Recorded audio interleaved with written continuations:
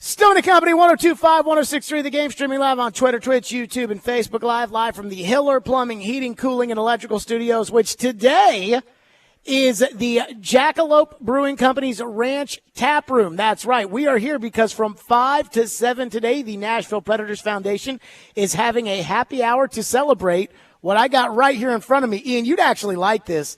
The 25th anniversary Preds beer. Yes, I would like that. So they got it on tap. They got it I think they got it in the cans right here.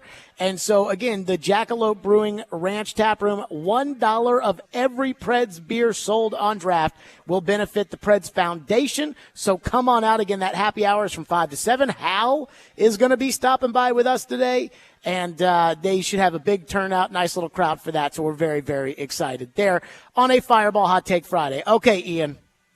We ended yesterday's show, for the most part, talking about my need for a second team. And right? Look what you've done. The Titans sucked. I say sucked. Suck in the present tense. They're going to Jacksonville. We know that, quite frankly, it probably don't have much of a chance to win that game. And even if they do win that game, I'm not sure exactly what that means for the Titans. I certainly don't think that it means anything tangible like making the playoffs this year or anything like that. Am I screwing around with something? I think. Okay, good. So, anywho, the Titans are terrible, and so I needed a second team. And I was like, okay, my second team is either going to be Cincinnati or San Francisco yesterday. Cincinnati, I love Joe Burrow. San Francisco, I just love Shanahan, and I love that whole system, and I love the way they score points, and I love the way that they do business, where they trade the draft picks that they don't want to use for good players, and then they get draft picks, and they use them on the players they do want, like Brandon Ayuk. And so I love every second of it. I do. But I picked Cincinnati. I picked Cincinnati yesterday as my second team, and the news just came out within the last hour. Joe Burrow is out for the season, the whole season. And I am just so bummed out. I am bummed out for football. I'm not bummed out because the Bengals were my second team as of 5:30 yesterday, and that within 2 hours, their season was effectively over. And it feels like I'm the kiss of death in football this year because the Titans stink, and now my second team, the Bengals, stink. But my college team is pretty good in Louisville, so I can feel good about that. But knock on wood, they beat Miami and clinch a spot in the ACC championship this weekend. But I'm just bummed out for so many different reasons. Number one, I'm bummed out because I enjoy watching Joe Burrow play football. I don't know about you guys, but even when he beats the Titans, I feel the honor or the pleasure of having gotten to watch Joe Burrow play the Titans. I am like, thank you. Thank you for giving me this opportunity to watch Joe Burrow play. Like last year when they came in here and the Titans ended up losing because they hit the snapper in the neck. I was at that game and just watching Joe make those throws to those nobodies because Jamar Chase was out and just putting the ball up in the corner of the end zone for T. Higgins. I'm like, this guy is a stone-cold assassin. Salute. I just love him. And so I'm bummed out that we won't get to watch that. I'm bummed out that we won't get a Joe Burrow, Patrick Mahomes, third AFC championship game, winner take all. I'm bummed out about that. I'm bummed out about, what I thought was going to be a great game last night, and it was headed towards great gamedom with Lamar Jackson versus Joe Burrow. We didn't get last night. And then I'm also bummed out because before the season, everybody was talking about, the AFC is so good and there is no way, no how that anybody is going to be able to come out of there if you don't have the star quarterback. And there's Aaron Rodgers and there's Joe Burrow and there's Mahomes and Allen in Buffalo. And it's like, look at the AFC right now. Cincinnati, done. Buffalo just fired their coordinator.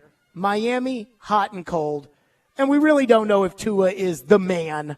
And I don't think Tua is the man. Now, Tyreek Hill's pretty good. But I don't think Tua is the man. Kansas City is still good, but their offense is really lacking. And maybe there's a little Taylor Swift curse there that's going to happen to the Chiefs. It's just, it's there. And the other teams in your division, I know Jacksonville's good, but they're not that good. They shouldn't be. You shouldn't be 3-6. You shouldn't stink this bad. You shouldn't have had an offseason this ridiculous where the only big free agent signing you made was Andre Dillard. You shouldn't be in this position. And yet here we are. The AFC is a total tire fire. It is a tire fire. Gardner Minshew in Indianapolis has a pulse. They put it up on the screen this morning of all the teams that were still in the hunt or everything, and you're not even there. You're the second worst team in the conference. And it's just like everything that could have happened good this year has gone bad this year, and it's just such a depressing place to be. And I know it's Friday, and it's the weekend, and we all are going to enjoy ourselves. That's why we love Fireball Hot Take Friday so much. And at least I do have the Louisville game tomorrow against Miami to get excited about, and I get to see Connor Bedard play for the first time in person. But, man, what a bummer. What a bummer on the Joe Burrow front. And also the real kick in the groin when it comes to Burrow and my now second favorite team. Do you know who caused that injury, Ian? You did. No, worse. Okay. Clowney. Oh, in the actual hit, huh? Clowney causes the injury. That's a double whammy. That was 3 years ago that they signed him, and he was supposed to be the patron saint to save the Titans, and all of a sudden he didn't do anything. And next thing you know, he's out there 3 years later for the Ravens, and he's actually, getting after a quarterback. Oh, it's just so painful. It's so painful. Being a Titan fan is so painful. And then being a Titan fan and then deciding yesterday at 5:30 to make the Bengals my second team because I have to be able to get through the football season of at least, enjoying football this year. That is doubly painful. And to have it be Clowney, that's triply painful. Also, that Mark Andrews injury yesterday, those hit drop tackles, I'm not going to say they got to do something about it because I don't know how many different ways you can tackle a guy. And so if you take those tackles out and the horse collar tackles out and the hitting a guy up high's out, at what point are you even tackling anymore? But, man, that was an unfortunate injury as far as the Ravens were concerned. I saw that. I thought, holy smokes. And I knew it was bad when the sideline reporter, Kaylee Hartung, who I assume was not making up her sideline report, as we have had to, decipher here with Carissa Thompson's revelation. But Kaylee Hartung said, I talked to the GM, and he said, I think Isaiah Likely's going to be pretty good. I was like, okay, he's done.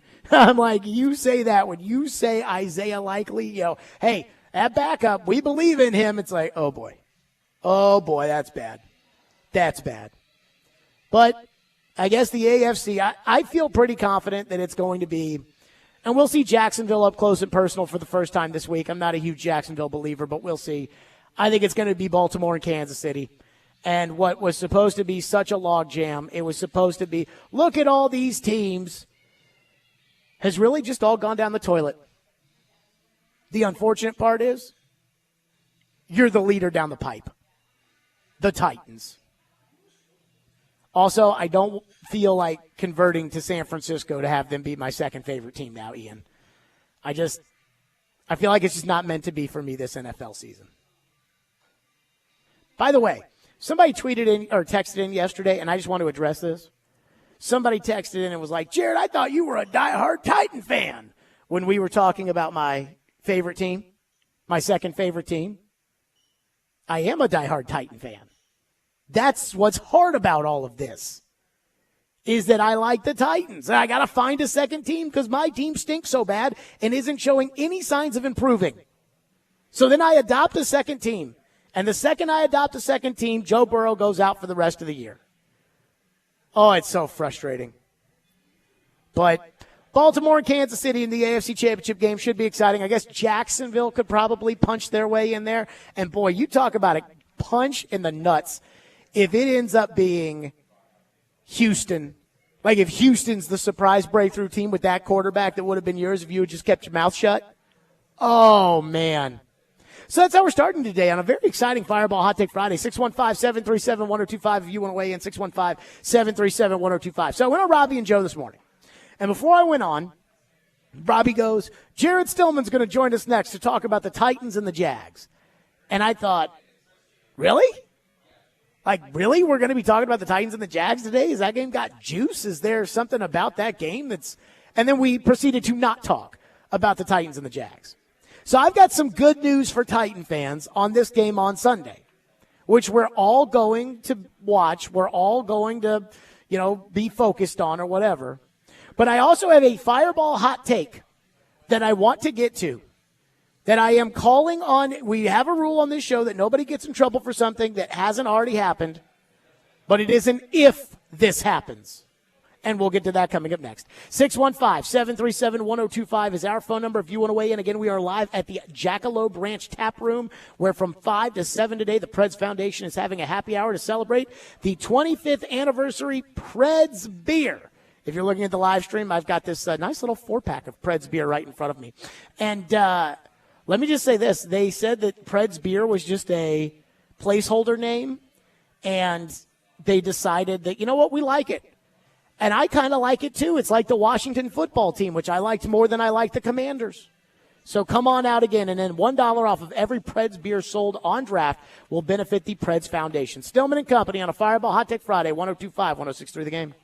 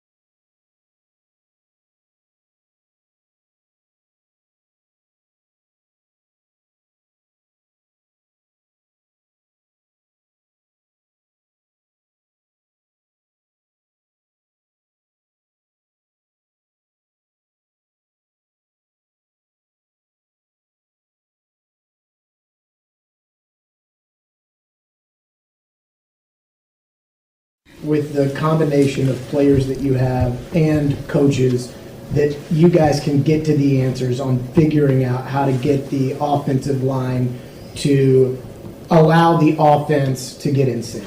Yeah, I mean, I'm very confident. You know, that's what our job is here. We're here to fix problems, and none of us have been good enough at any position, at any level. You know, so that's our job. That's what I'm going to do, and I know that's what our team's going to do. And so we'll give ourselves a chance. We'll get a plan together, and get back to work. That was Vrabel on Monday saying, "Hey, we're here to fix problems." Yes, but in this case, it's problems you've caused. So it's great to be here to try to fix the problems that none of us have any faith in you fixing, but they are problems caused by you. So I have a hot take for this week's game, a Fireball hot take, again, as we are live at the Jackalope Ranch Tap Room out here for the Preds Happy Hour, the Preds Foundation Happy Hour from 5 to 7.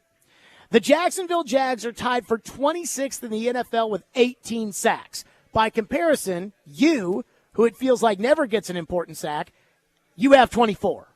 So the Jags do not get sacks, which is wild to me for a team that's got Josh Allen as an outside rusher and drafted Trayvon Walker number 1 overall. But that's a different discussion, I guess.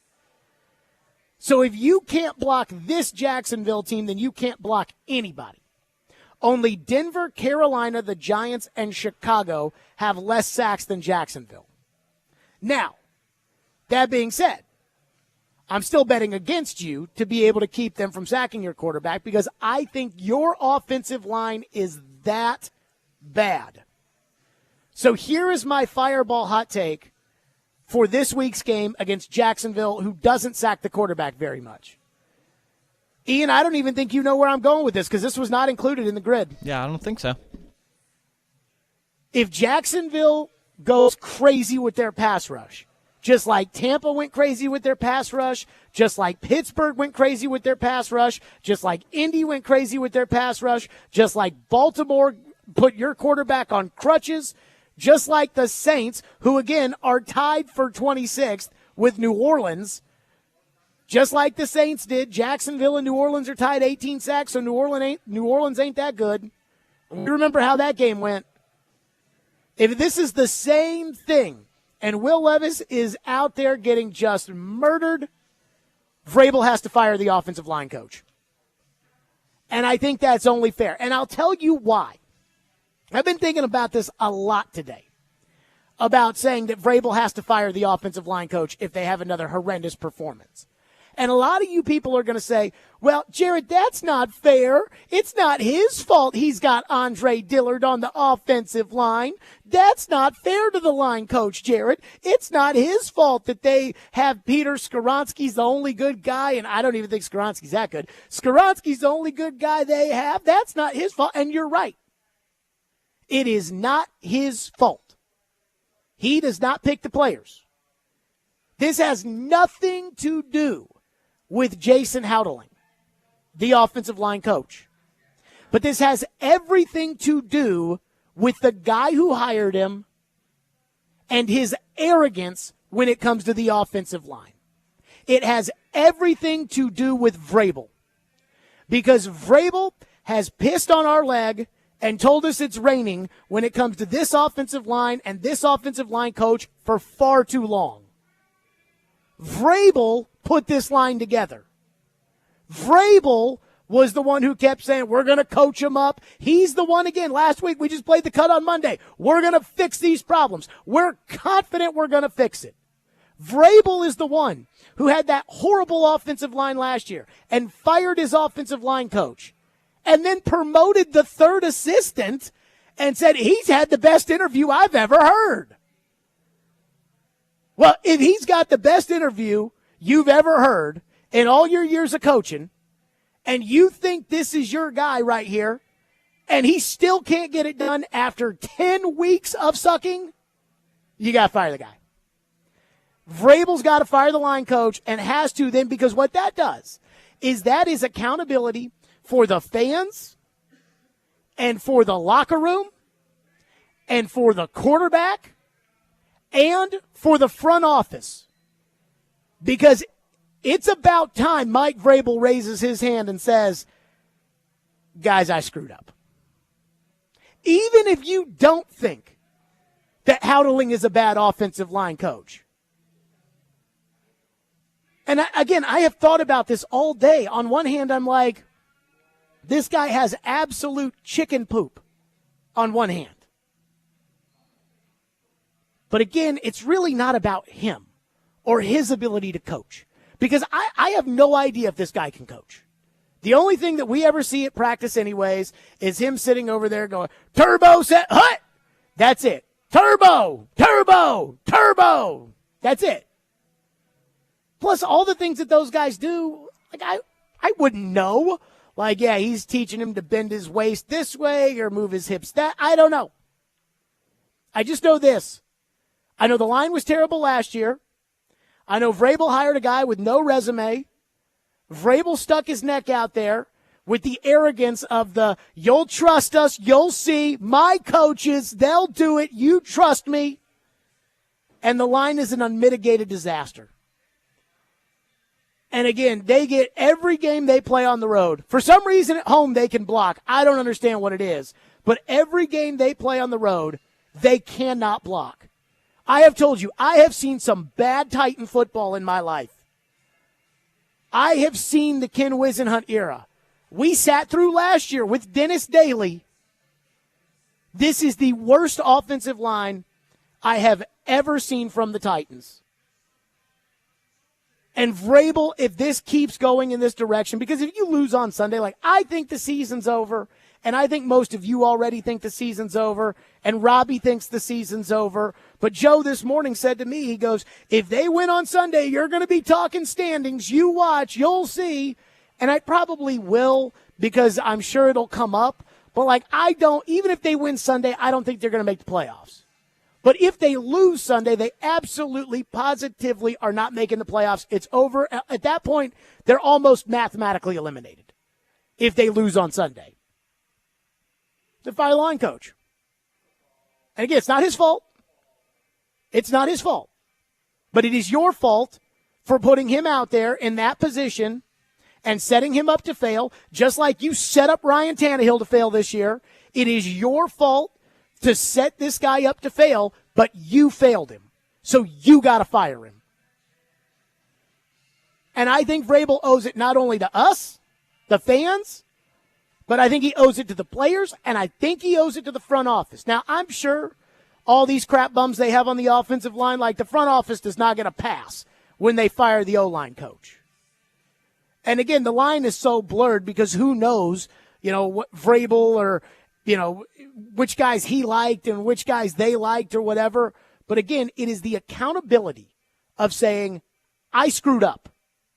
I put a guy that did not have the experience or the success to be an offensive line coach in the NFL in a year that I knew that I had to rebuild the offensive line into the position of offensive line coach, and I have gotten your first quarterback killed, and I'm about to get the second quarterback killed. You have to put your hand up and say, I screwed up. This is not, Vrabel's form of accountability is him getting up there and saying, got to coach better. Or what he said last week, nobody did well enough starting with the head coach. Not good enough. Even when it comes to Downing and Keith Carter, who he fired last year, he went up to the press conference at the end of the year and didn't talk about firing those guys, said we're working through things, said we'll figure things out, then 2 hours later fired them, and then didn't have a press conference until the Super Bowl when he promoted Tim Kelly and promoted Howdeling and those guys. And when he did that, he was asked by Joe about the decision to move on from Keith Carter and the decision to promote Howdeling, and he's like, well, I don't want to talk about the guys that aren't here. I thank them for the contributions, but I'm focused on the future. So Vrabel has never answered for last year's coaching staff.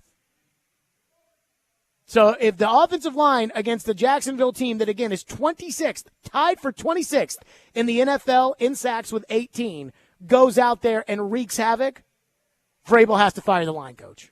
He owes it to us. He won't do it. But that's because I'm not convinced Mike Vrabel's really as accountable as Mike Vrabel says he is. I'm not sure Mike Vrabel is as accountable as he wants other people to be. But I've had enough of this. I've had enough of doing the same thing over and over and over and over and over and over and over again and getting the quarterback killed. Did you know what I did not know, Ian, until Robbie and Joe said it this morning when I was on with them? What's that? Did you know today is the 1-year anniversary of the Titans' last road win? Yes, against I did hear Robbie say that against Green Bay, yeah. That is so embarrassing. Isn't that crazy? An entire calendar year for a That road is win? pathetic. That is pathetic. And then every time we talk about the coach who hasn't won a road game in a calendar year, he's so good, you guys are so lucky to have him. 615-737-1025 is our phone number. Ian, let me ask you, now that you did not know about my hot take, what do you think of it? If we have another bad week from the O-line, fire the coach. I don't think the players are good enough. It doesn't matter. What He was elevated, no experience. Is this supposed to make the offensive line better this year? Firing him? No, it's supposed to make everybody accountable for their actions, and it has to be That the can head wait till coach. the end of the season. No, he's not accountable. That's the point. He'll do the same thing he did last year, where he'll get up there and say, oh, yeah, we're working through some things. Fire this guy who, again, never had a chance. This guy never had a chance with these bums. But, again, he'll fire him, and then he won't talk about it.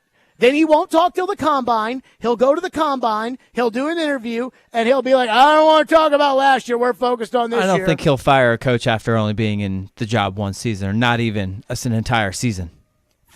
Again, fine. Then there's no accountability for Mike Vrabel. And that's the problem with all of this. 615-737-1025 is our phone number. We'll get to you. 615-737-1025. I also have the answer for the question that every single person has been asked this week. Vrabel's been asked it. Will Levis has been asked it. Tim Kelly has been asked it. I have the answer. It's very simple. We'll get to that next. Stillman and Company, 102.5, 106.3 The Game. Fireball Whiskey, that's right. You know I love Fireball Cinnamon Whiskey, that's right. It is maybe the thing that's going to have to get me through this season is enjoying ice-cold Fireball Whiskey. It goes down so smooth and it tastes so great. There is no better way to ignite the night, and the way to do that is with ice-cold Fireball Whiskey. That's right. Fireball Whiskey is the best. It's a real whiskey as well. So be sure to celebrate and enjoy, and do so with Fireball Whiskey. Goes down so smooth and it tastes so great. Ignite the night. Please be 21 years or older to enjoy. That's Fireball Cinnamon Whiskey.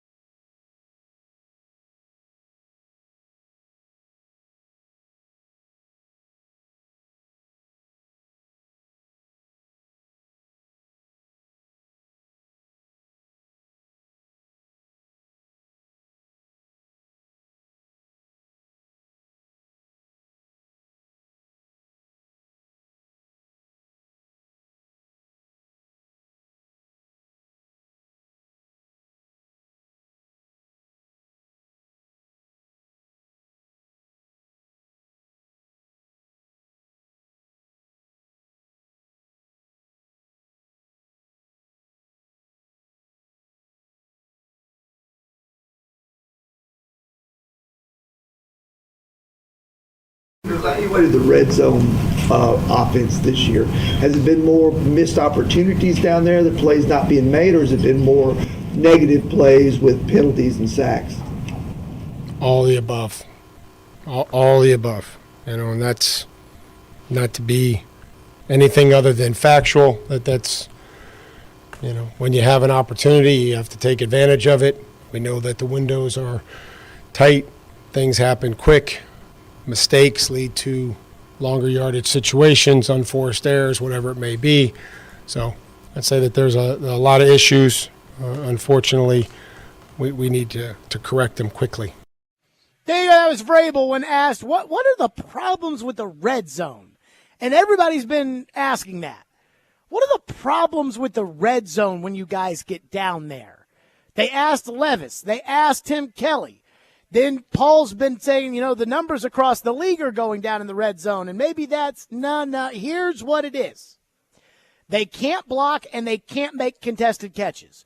And when you can't block and you can't make a contested catch where nobody's going to be wide open for the most part in the red zone, you can't score because they're going to put more fat guys on the field since there's less room to have to run around and cover. So in come bigger linebackers and, of course, the big old fat boy DTs that go in there when you're inside the red zone. You can't run it.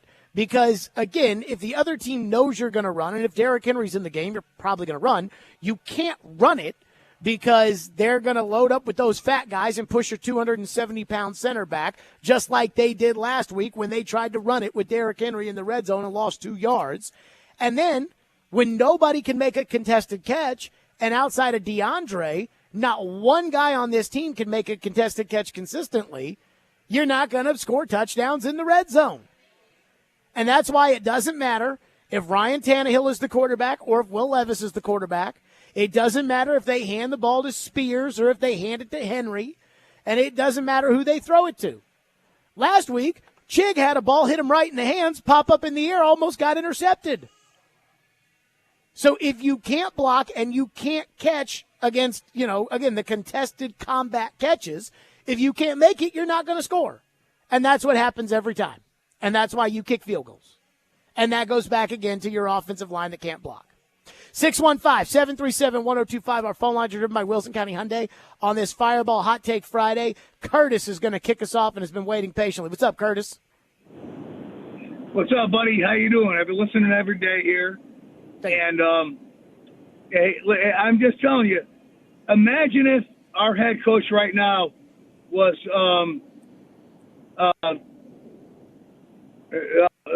who's in Carolina? Frank Reich. He's Imagine a bum if too. our head coach was right. Imagine if our head coach was Matt LaFleur. Imagine if our head coach was Kevin O'Connell. We'd be calling for him to be out of here with this record and the past 2 years. But everybody's afraid of Vrabel. Why are they afraid and have fear of Vrabel, including you, Jared? How am I afraid of Vrabel? Yes. No, everybody How? says no. Give him a, How? give him I a break. bitch about Give him a Vrabel break. every day, Tommy. Yeah, but How am I afraid of Vrabel?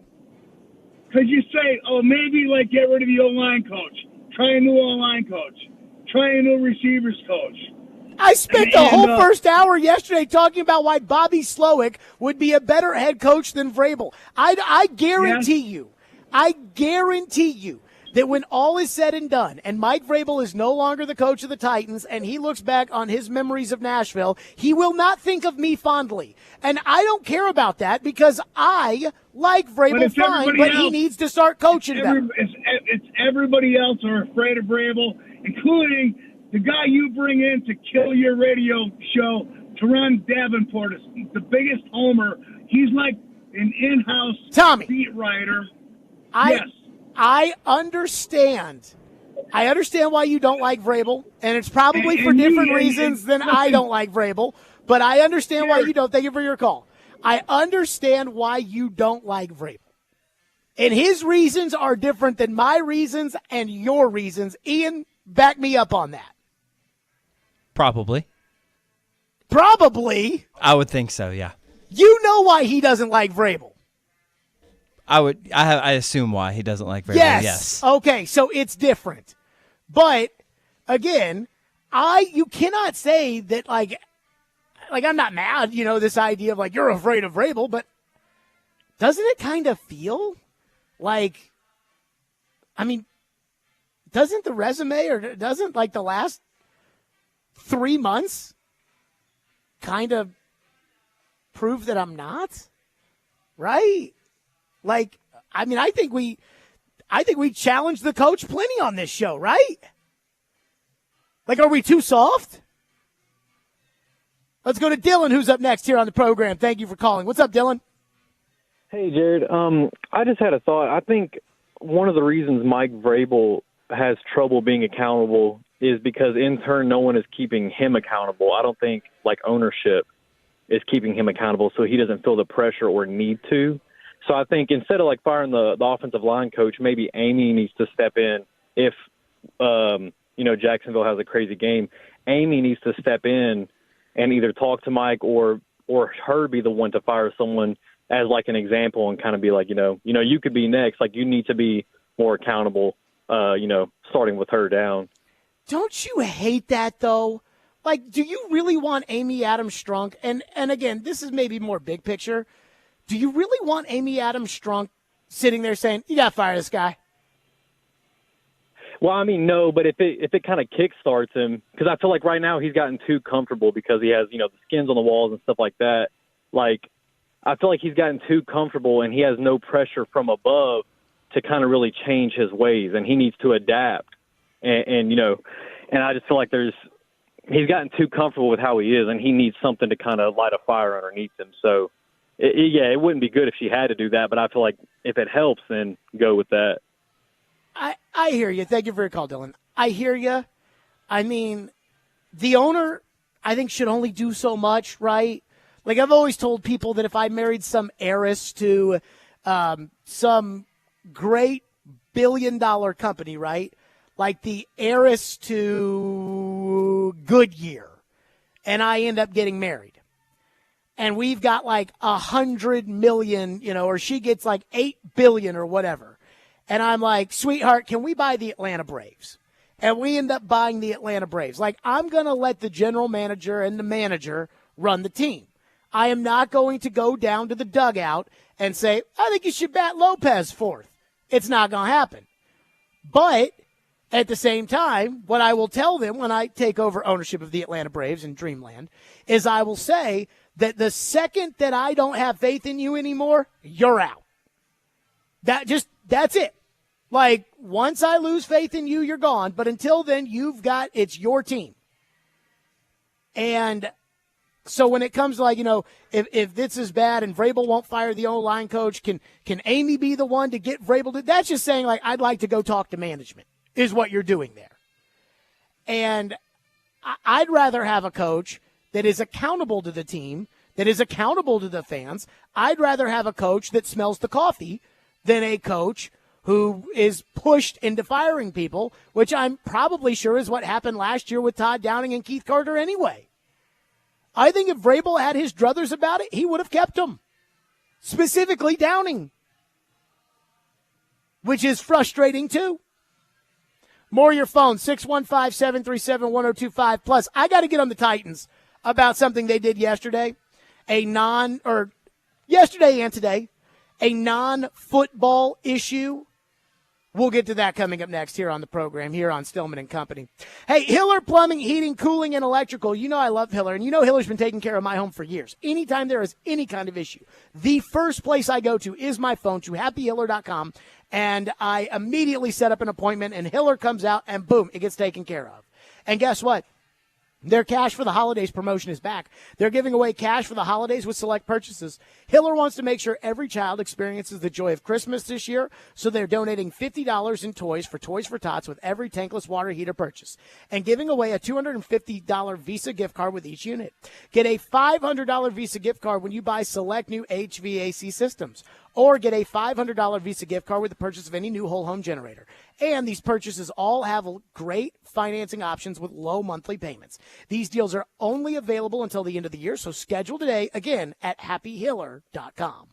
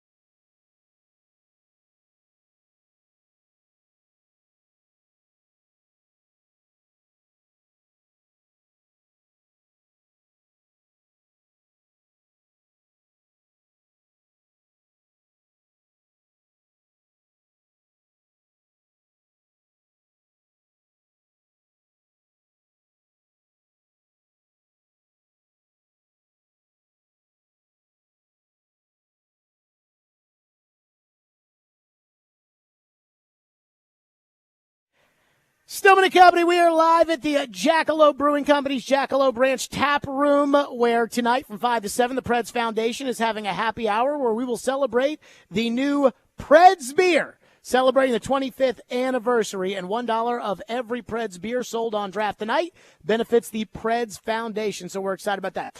The Titans. And we've complained about the coach, the GM, the assistant coaches, the players, the scouting staff. And they deserve it. They stink. But today, the non-football operations of this, we're gonna have to have a conversation. So yesterday, the Titans sent out an email saying, big announcement at 10 a.m. tomorrow, everybody.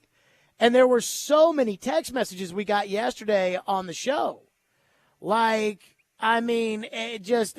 the big announcement? What's the big announcement? People are texting me. What's the big announcement, Jared? Do you know? I'm like, I don't even know who's going to play left tackle this week. What would I know the big announcement? So at 10 a.m. with bated breath, this was the big announcement. Today's a great day.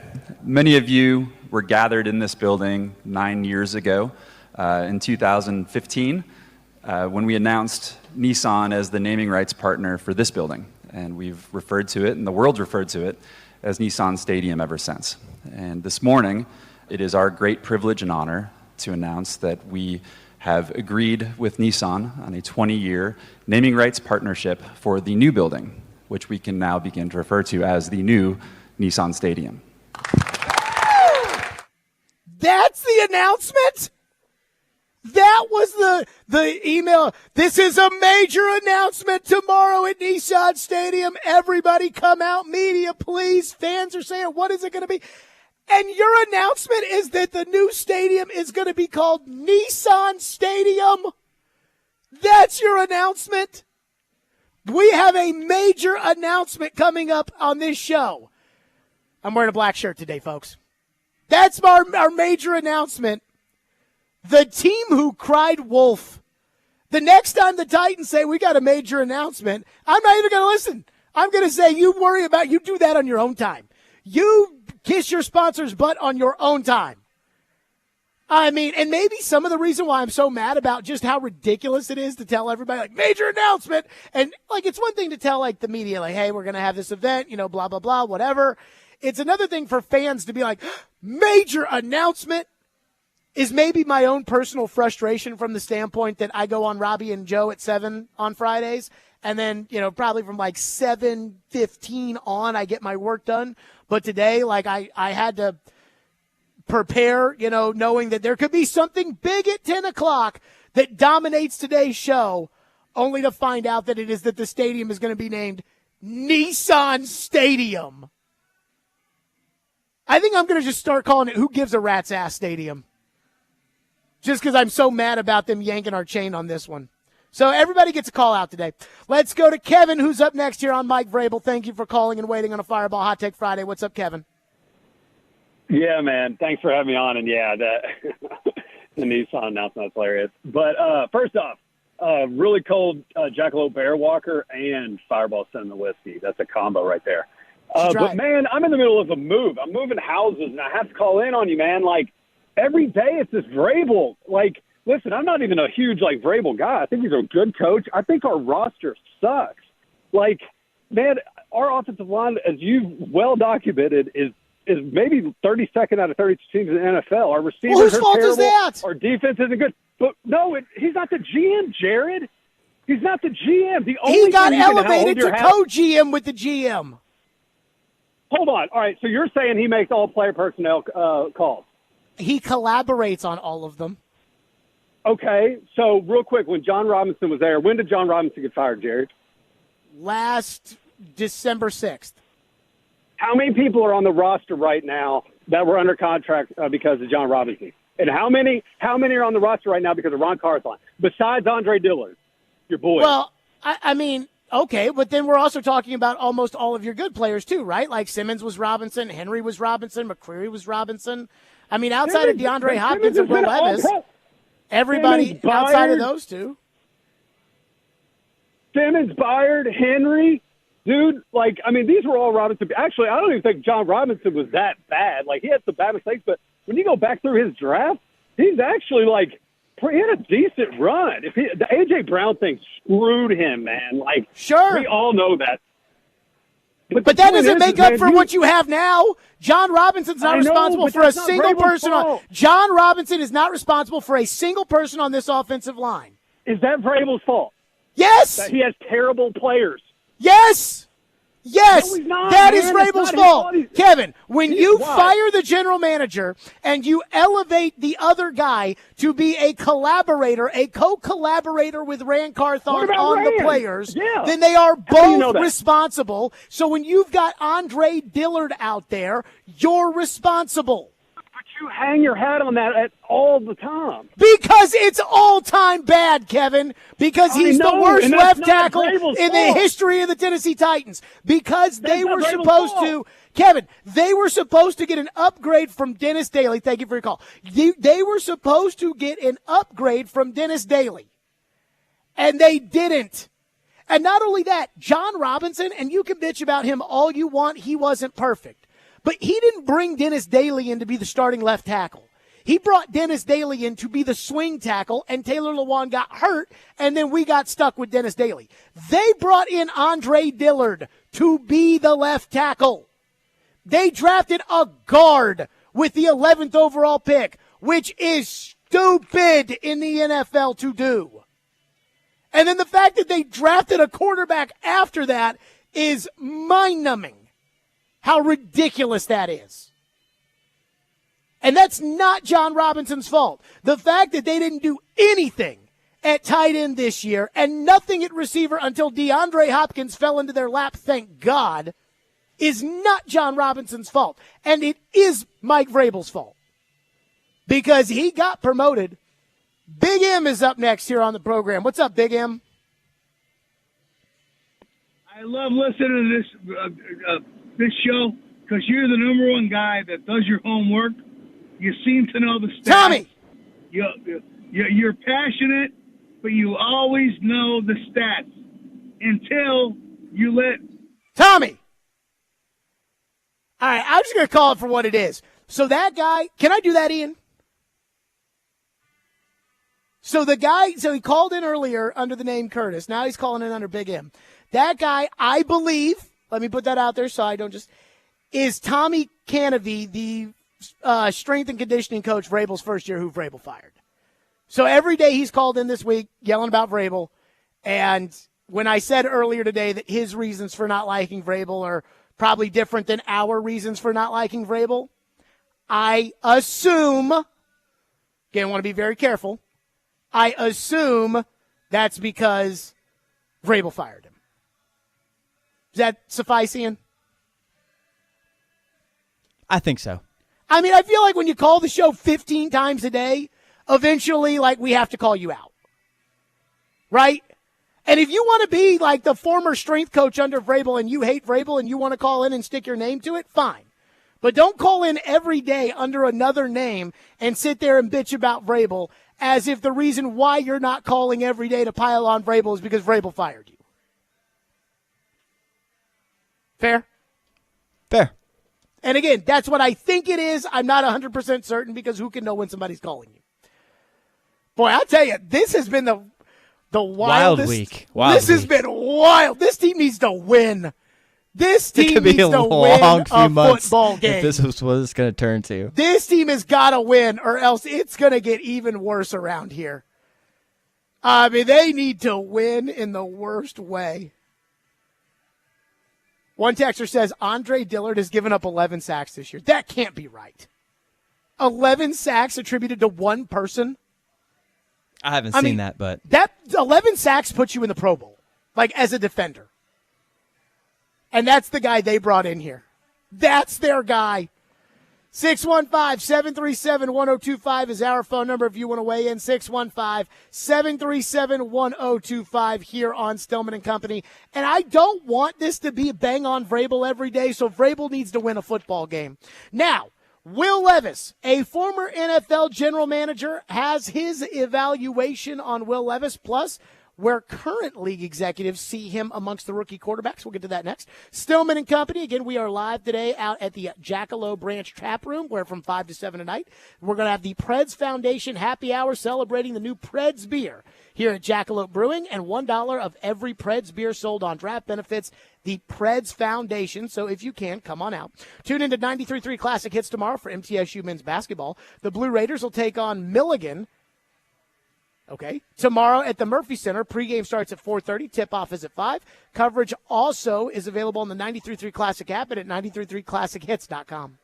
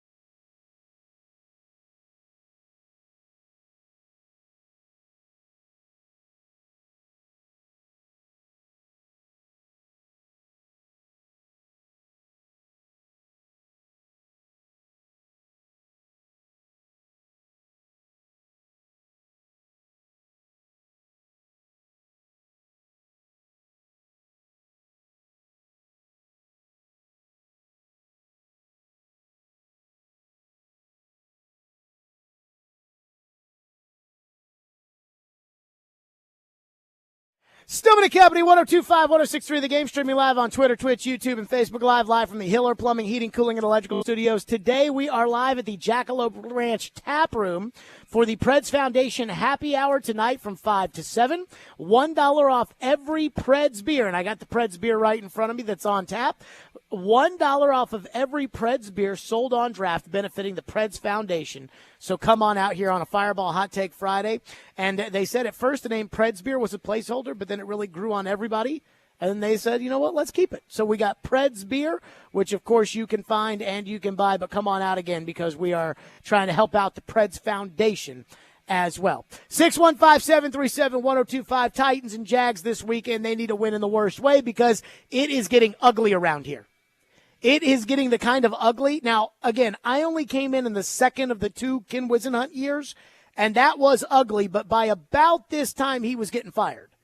And so at least there was some positivity on the horizon. But other than that, this is the ugliest it's been in a long time around here, and ugly in a lot of different ways. Today marks the 1-year anniversary of the plane from Green Bay. Happy 1-year DUI anniversary to Todd Downing. And they have not won a road game since. That is pathetic. It's bad around here. A lot of you want to weigh in. 615-737-1025. So that's what we're going to do on a Fireball Hot Take Friday since it's your day. Bryce is up next here on Stillman and Company. What's up, Bryce? Hey, Jared. I got two hot takes for you. One's going to rile you up. I'll get to that one second. But my first one is, I think it was earlier this week or last week, you were talking about taking picks for Vrabel. I'm a Broncos fan. You got to take those picks. Rebuild the line, get yourself a new coach, just start over. I think Vrabel's time is over. Again, that's me coming from a Broncos fan. My second hot take, and this is going to rile you up. I don't think that's a hot take, by the way, to take the picks for Vrabel. Well, you got to. I think that's a very lukewarm take. I think that's a very room temperature take. I got you. Second, Broncos win a playoff game before the Titans. I don't care about that. But why is that going to rile me up? Because you're taking you're going to get picks for a coach, which is what the Broncos did for Sean Payton. And no, they gave up picks for Sean Payton. And you're going to rebuild your line. And I'm saying you're 2 years behind the Broncos because you're going to do that. That's my hot take. Yeah, I mean, look, in the long run. That doesn't. There's no way to know. Thank you for your call, Bryce. There's no way to know that. I mean, right now both teams kind of stink. The Broncos stink less this season. I think one of the bigger differences, though, is that the Broncos, like Russell Wilson, is kind of a game manager right now, and that might be good enough. I mean, if you're the Titans, the only hope that you have, and I say this as a Titan fan, the only hope I have is that Will Levis becomes a dude. And there is probably a big gap between where he is now and a dude. So it's going to take some time to get there. But that's the hope, is that Levis is a dude. And if Levis is a dude, then you're going to be winning a lot of playoff games, or at least you're going to be competing for the playoffs and everything else. And if Levis is not a dude, then it's going to be 3 years of terribleness. You know, somebody texted me last year. I forget what it was, but exactly what they said when it came to Robinson being fired. I think someone was like, why are you so down on them firing Robinson? And I said, because in my life, the Titans have had two good general managers. And the time in between them felt like what I would assume it felt like when Moses wandered through the desert for 40 years. And I don't want to wander through the desert anymore. And unfortunately, I think this season is our first taste of sand in the desert. I mean, it's been a long time since we've had meaningless Novembers and Decembers around here. And it looks like we're going to have a meaningless November and December this year. And if Will Levis is not a dude, then that means we're going to have a lot of meaningless football. Let's go to Ralph, who's up next here on a Fireball Hot Take Friday. What's up, Ralph? Hey, Jared. Long time to talk to you. How are you doing? Okay, I have a couple of points. The guy I was calling early, he said this is not a Vrabel coach, not the Vrabel mistakes. I don't know what he's watching, and I don't know what head coach job is. And secondly, I hear Murphy Punting is missing like third game for thumb injury. What kind of soft team is this? This is NFL. Wrap your hands.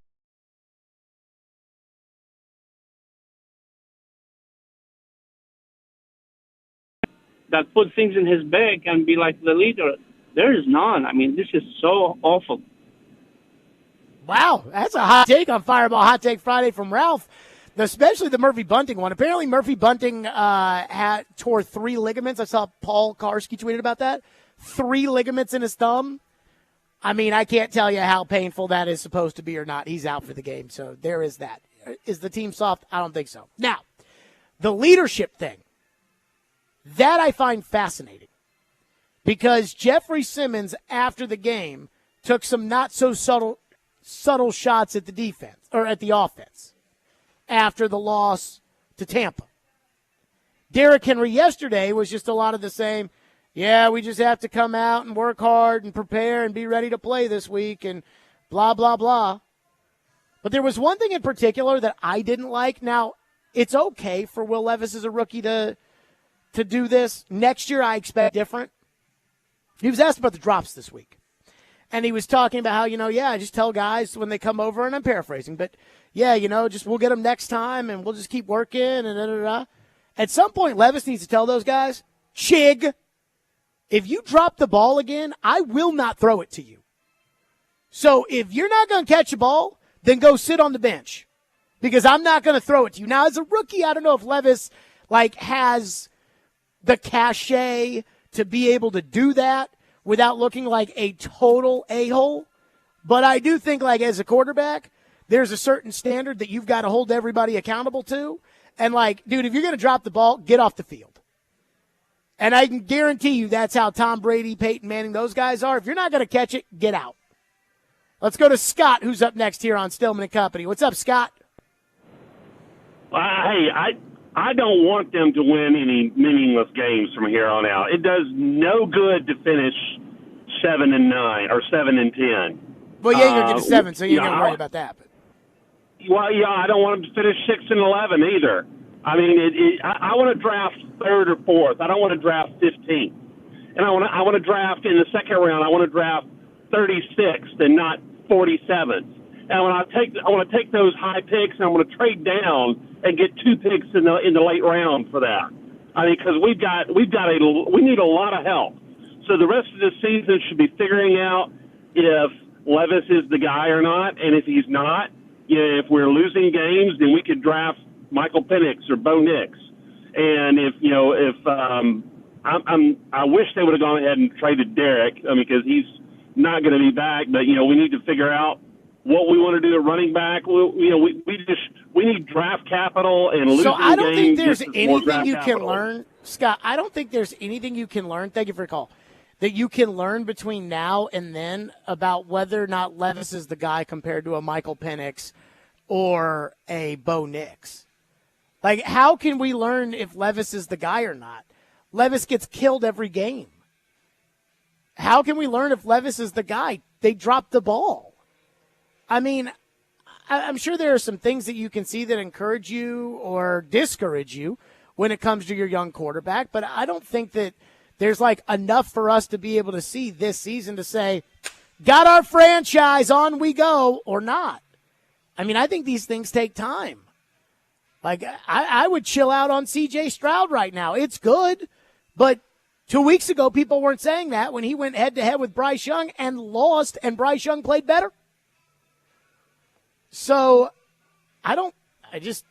being honest with you, I just don't think that there's enough that you can see that would give you a definitive answer on Levis one way or another. Now, that doesn't mean that if they think he's got a bad attitude or something like that, that shouldn't be an issue. But I don't think it helps out the young quarterback and the young players on this team to go through an entire year where they're as down and it's as ugly and bad as it is right now.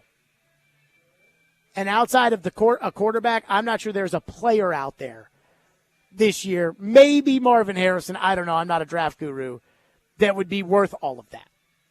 All the losing and everything else. And I don't think there's any chance Vrabel returns as coach if they lose all the games. I just don't know how they could do that.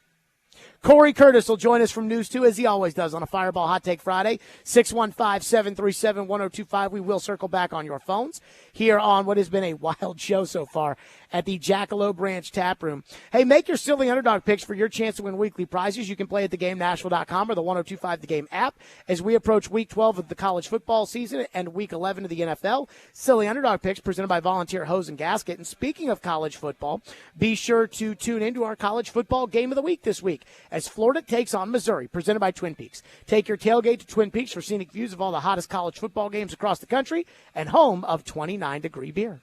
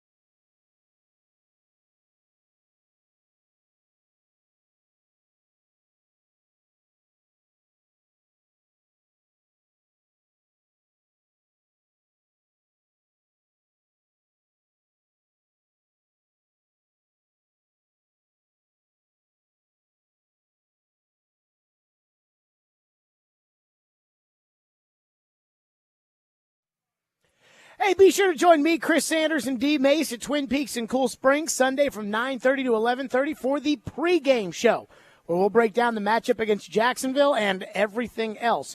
Our award-winning pregame show is presented by Parman Tractor and Equipment and the Beast Unleashed. And I got to say, Ian, I bet the pregame show on Sunday, I bet that'll be a fun one. Wild. That will be a little out there.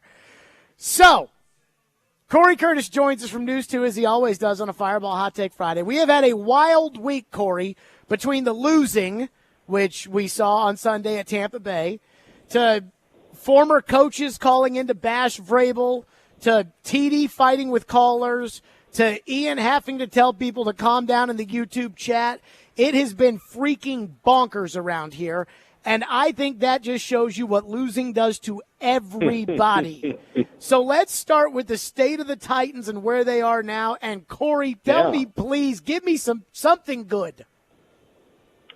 Well, I think I did a story on this the other day. If you want one dose of good news, it is that despite where they are at, if they can get their stuff together and win some games, the schedule lays out that allows them to get back into the division hunt. Does that mean I think they will? No. But the schedule does allow it. Cory, do you think that Mike Vrabel is getting blamed enough for how bad things are around here? They haven't won a road game since 1 year ago today. Yeah. Look, I think, with the coaches, it's usually kind of 50-50. People, it was like this with Jeff Fisher. People wanted to blame him for everything or, say, what, the only reason they're 8-8 is because they had Jeff Fisher. They would be worse than that if they weren't. The big question I've got with Mike, because I think he's largely a good coach, is how much are his fingerprints on the roster? Because there are definite problems with the roster, and there's been, and I will say there's been definite problems with development of some players on the roster, and I think we can criticize that because when we saw, this team in the past, go back a couple of years ago when they went through how many offensive tackles and they could still run the football. They could still block. They went through Kendall Lamb and Sam Brilo and Taylor Lewan and David Quisenberry, and they went after guy after guy after guy, and they could still run the football. They could still protect the quarterback a little bit. It may not have been great, but it's not what it is now. And so I think the lack of development with some of these guys, I think, is problematic for me because it wasn't always that way. They were able to bring people in and get more out of them, and they're bringing in people now and not getting much of anything from some of them. I'm going to put you on the hot seat here. It is a Fireball Hot Take Friday. Okay. If you were the owner, would Vrabel be on some kind of a hot seat for you? Would you have a short leash on Vrabel? Or would you look at this year and say, hey, John Robinson was so bad that I'm not mad at Vrabel for what's gone on this season? Well, look, you fired John Robinson for a reason, and it's because he made a ton of mistakes. And you also extended him after some of those mistakes too, but yeah, they did, and I think somebody asked what's the worst contract in NFL history, and I tweeted out John Robinson's extension because you fired him less than a year later. That was not a great decision, but who knows the reasoning for it? But clearly, the drafting of Isaiah Wilson, the drafting of Dylan Radins, the drafting of Caleb Farley, the trade for Julio Jones, you lose a 2 and a 4. I mean, trading away A.J. Brown, there are a lot of mistakes in there that have made this team worse. And so, but again, how much are Vrabel's fingerprints on those? Amy's going to know that more than I do. And that would kind of go into my decision making. For me, if he's just the coach, okay, if his job is just coaching the team, I'm not giving him a pass, but I understand the shortcomings of this roster. And so I'm probably, the big thing always is do the players quit on him? As long as the players are still playing hard, I'm willing to go with it. But I need to see some things. I need to see some player development on some of these guys and understand what's happening and why some things are not happening. let's say, Corey, that it's split, right? Traditional development of a franchise, right? The GM's over here with the personnel and the coaches over here with the players. How could I trust Rand Carthon to go out next offseason and fix this team when his offseason this year was Murphy Bunting and Andre Dillard and Azeez Al-Shaair? And how can I trust him when, I mean, you know as well as I do, like they lucked into DeAndre Hopkins. That is not something that we can expect them. Like the process with which they went to land DeAndre was not we realized we have a problem, we're going to go out and fix it. It was we'll take him for $1 more than the next guy, and if anybody else wants him, you can have him, and that's not sustainable. They had a horrible offseason. Regardless of whatever their plan was, it was horrible. So if it is split in the traditional sense, how can I have any faith in Rand Carthon going into next year? Well, there's two things that bother me a great deal in this. Number one, Arden Key, I was told by everyone, was the one they were really excited about and the one they thought they were really going to get a lot from. And we all like Arden Key. And opening day, Arden Key looked great. Hadn't done much since then. I mean, and, we can mince on, the pass rush and why things are whatever, but he has not been the disruptive force that we thought he would be on a more consistent basis. And that has been disappointing from a guy that I know they expected a lot of from. But what really bothers me, Jared, I mean, this is the one that has me shaking my head, and it's a huge, massive scouting miss is Andre Dillard. And it's not that he can't play. It's that he's not a gladiator. He's not a football player, okay? And to me, scouting should have revealed all of those things. If you go and you scout people and you talk to people and you find out what somebody's all about, you're going to hand $10 million a year to play left tackle for you, you should find out we question this guy in his combativeness. We question this guy in his violence. We question this guy in his confidence, to get it done. Because I question all of those things with him. You could say, would you question it to his face? I don't know. He's huge. He might rip my head off. But I highly doubt that based upon his play that he would do that. But watching him play, those are all the things that I see. He is not a gladiator. And that's what I say. This sounds harsh. He's not a football player. He's not. He's a big, huge, strong guy who looks like a football player. He's not a football player. And you gave him $10 million a year and because you were trying to build your offensive line on a budget. And to me, scouting and research, if you just talk to a few people, should have revealed that. I mean, I would think you could have talked to the media in Philadelphia, and a few people could have told you, yeah, we question this guy and his want to, and his gladiator, his lack of gladiator in him. And I understand the budget idea, but like they spent actual money on Andre Dillard. Like that's not, that's like half of what an offensive tackle gets, an elite one. So I mean, and you're paying him to come in and start, like unquestionably, and they gave him the spot. And, remember that preseason game? He played the whole half and into the second half at Nissan Stadium. And you're just like, man, he must be really struggling if they're keeping him out there to keep playing. And he's just never gotten any better. To your point on that, Vrabel has had Andre Dillard denialism from the very beginning. Like, he was getting no. Vrabel invested in him. That's why. Because the first week of practice, on the team, he had to work. Well, but Vrabel, the first couple weeks of practice, he's getting whipped every day, and it's like, that's because Arden Key's so good that Andre is whatever, and he's getting better. He shows up every day. He works hard. I am convinced that Vrabel just could not admit that Andre Dillard stinks.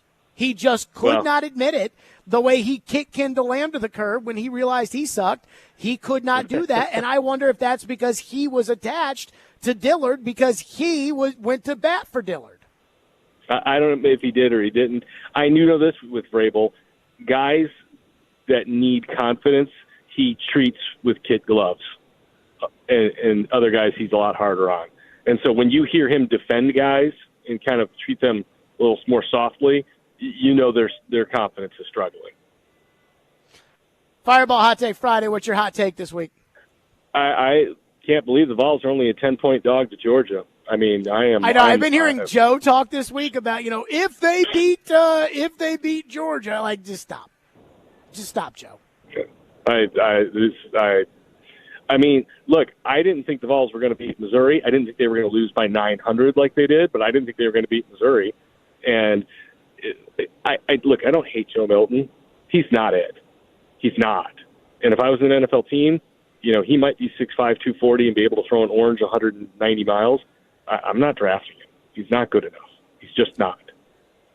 Cory Curtis, News 2, as always, joining us on the program. Cory, great stuff. Appreciate your time, as always. And, boy, this has been a wild week. Yeah, okay. Before I go, what coaches are calling in?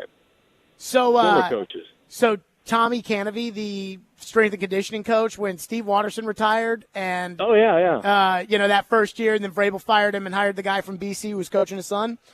He's called in. Ian, how many times has the Colonel called in this week? And got on the air, or actually called in? Just actually called in. Well, he's called in a couple of times and not got on, so 10. 10 in a week. He's called 10 times this week. Wow. And after about the second time or third time, Ian was like, he said to me, he goes, maybe I understand why Vrabel fired him, because he keeps calling in. So yeah, it's been a week around here, Cory. Yeah, it has. Fans. It's interesting that people's take with the organization when they say this loser organization, this. Look, this team has been a winning team for 6 years. People are used to winning. People have an expectation of going to the playoffs. That's why everybody's unraveling right now, because they're not used to this and they don't like it, which is a good thing. Expectations should be higher than this.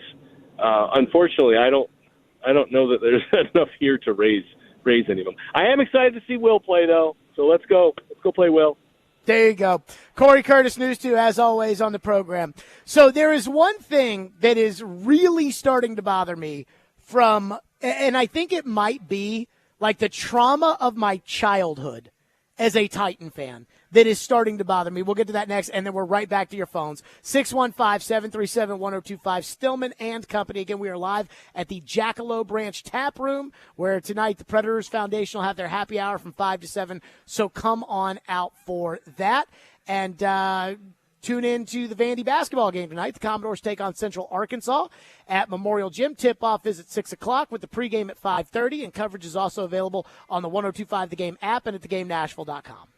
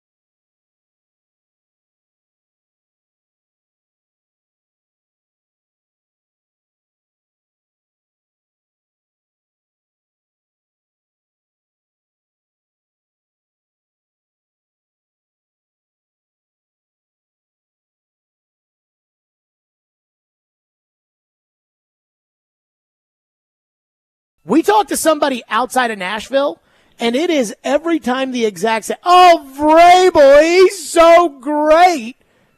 Where's the truth in this? Yeah, I think the truth is that people like him. Like, just being brutally honest, because I've asked this question of national insiders, reporters, people at ESPN when I was there, people outside of ESPN now that I'm not there, and I ask the question constantly, why is Vrabel so liked? Well, he's just got that thing. Okay, well, what does that mean as a coach? Like, what is Mike Vrabel doing as a coach that warrants the reputation Mike Vrabel has as a coach? I can't get a solid answer from anybody I respect on that. Like, I think that you're right. The things that you mentioned that are failings, though, are substantial. There you go. That was Fitz on our show where he's like, I just think people like him. It's like, so what's so great about Mike Vrabel? Oh, he's got that thing. What thing? They haven't won a road game in a calendar year. And this takes me back to the trauma of my childhood because all of the Vrabel discussion this week feels like we're living in 2005 again and we're talking about Jeff Fisher. Because I experienced this when I was a kid with Jeff Fisher every time we got tired of the Titans stinking. There'd be talk, just like any town in America, about, well, what about the coach? And every person on the radio, on TV, in the media, it was like, oh, you can't fire Jeff Fisher. Jeff Fisher is a great coach. If you fire Jeff Fisher, he will have a job tomorrow. And I'm like, we can't even question Jeff Fisher? The guy who brought in Norm Chow as the offensive coordinator, the guy who made Chuck Cecil the defensive coordinator. We can't draft Chris Henry in the second round. We can't even question Jeff Fisher. And so I understand, like, the discussion about, how much of this is Vrabel's fault, how much of this is not Vrabel's fault. And I think some things are not Mike Vrabel's fault. I don't think it's Mike Vrabel's fault that A.J. Brown is on the Philadelphia Eagles. I don't think that's his fault. Your left tackle, I think that's his fault. Your terrible offensive line, I think that's partly his fault. Derrick Henry only, getting the ball however many times against the Saints, I think that's his fault. I think Vrabel is certainly at fault for a lot of this. And Vrabel was supposed to be just such a great coach, he can win with anybody. And it's like, well, now he's got a bunch of Scarbinis out there, and he's not winning with them. And I'm like, what happened to the Vrabel that everybody lost their pants over when you did win with those Scarbinis? When you did play Dylan Radins against the 49ers and won on Thursday Night Football at home? And I go back to Jeff Fisher. It was like, again, with Jeff Fisher, it was like anytime you wanted to question Jeff Fisher as a coach, it was it was a finger in the face of, Hey, you fans pipe down Jeff Fisher. He's a good coach.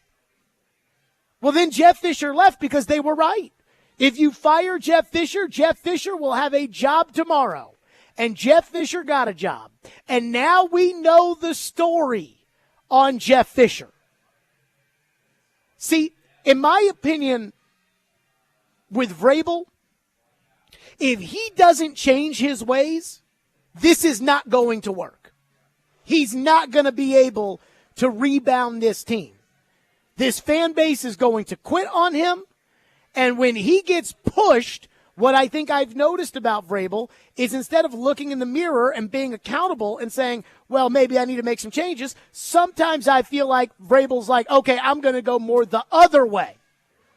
Right? Like when he was like, no, I'm going to play Malik against the Falcons. It's like, oh, my God.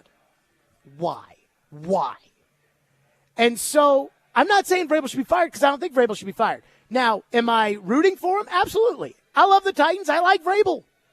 Am I betting against them? Probably. If Vrabel got the Charger job, which I don't think he would, because my guess is they'll probably want an offensive coach for Herbert. But if they fire Brandon Staley and they hire Mike Vrabel, he would be a great coach for the Chargers. If he takes over the Patriot job, he will not turn that around. Unless, again, he changes.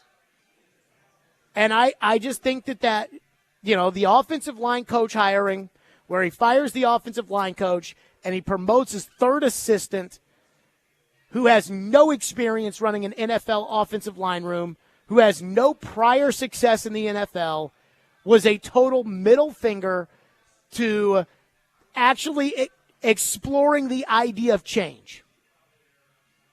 And so because of that, the one thing that I don't like is I don't like being talked down to as if there's no way this is Vrabel's fault. Because, again, I don't think this is all his fault, but it is somewhat his fault. Phone lines driven by WilsonCountyHyundai.com. Michael's up next here on Stillman and Company on a Fireball Hot Take Friday. What's up, Michael? Oh, I was just curious about whether, like Marvin Harrison Jr., for instance, would you take him in the first round, or do you not believe in taking a receiver that high? Oh, I'll tell you what right now, Michael. Thank you for your call, man. I will tell you, I'll take a wide receiver this year. What I'm not doing this year, though, is I'm not doing with your first pick, you have to take this, and with your second pick, you have to take that. Because you don't even know who's going to declare for the draft yet. You don't know who's not going to declare for the draft.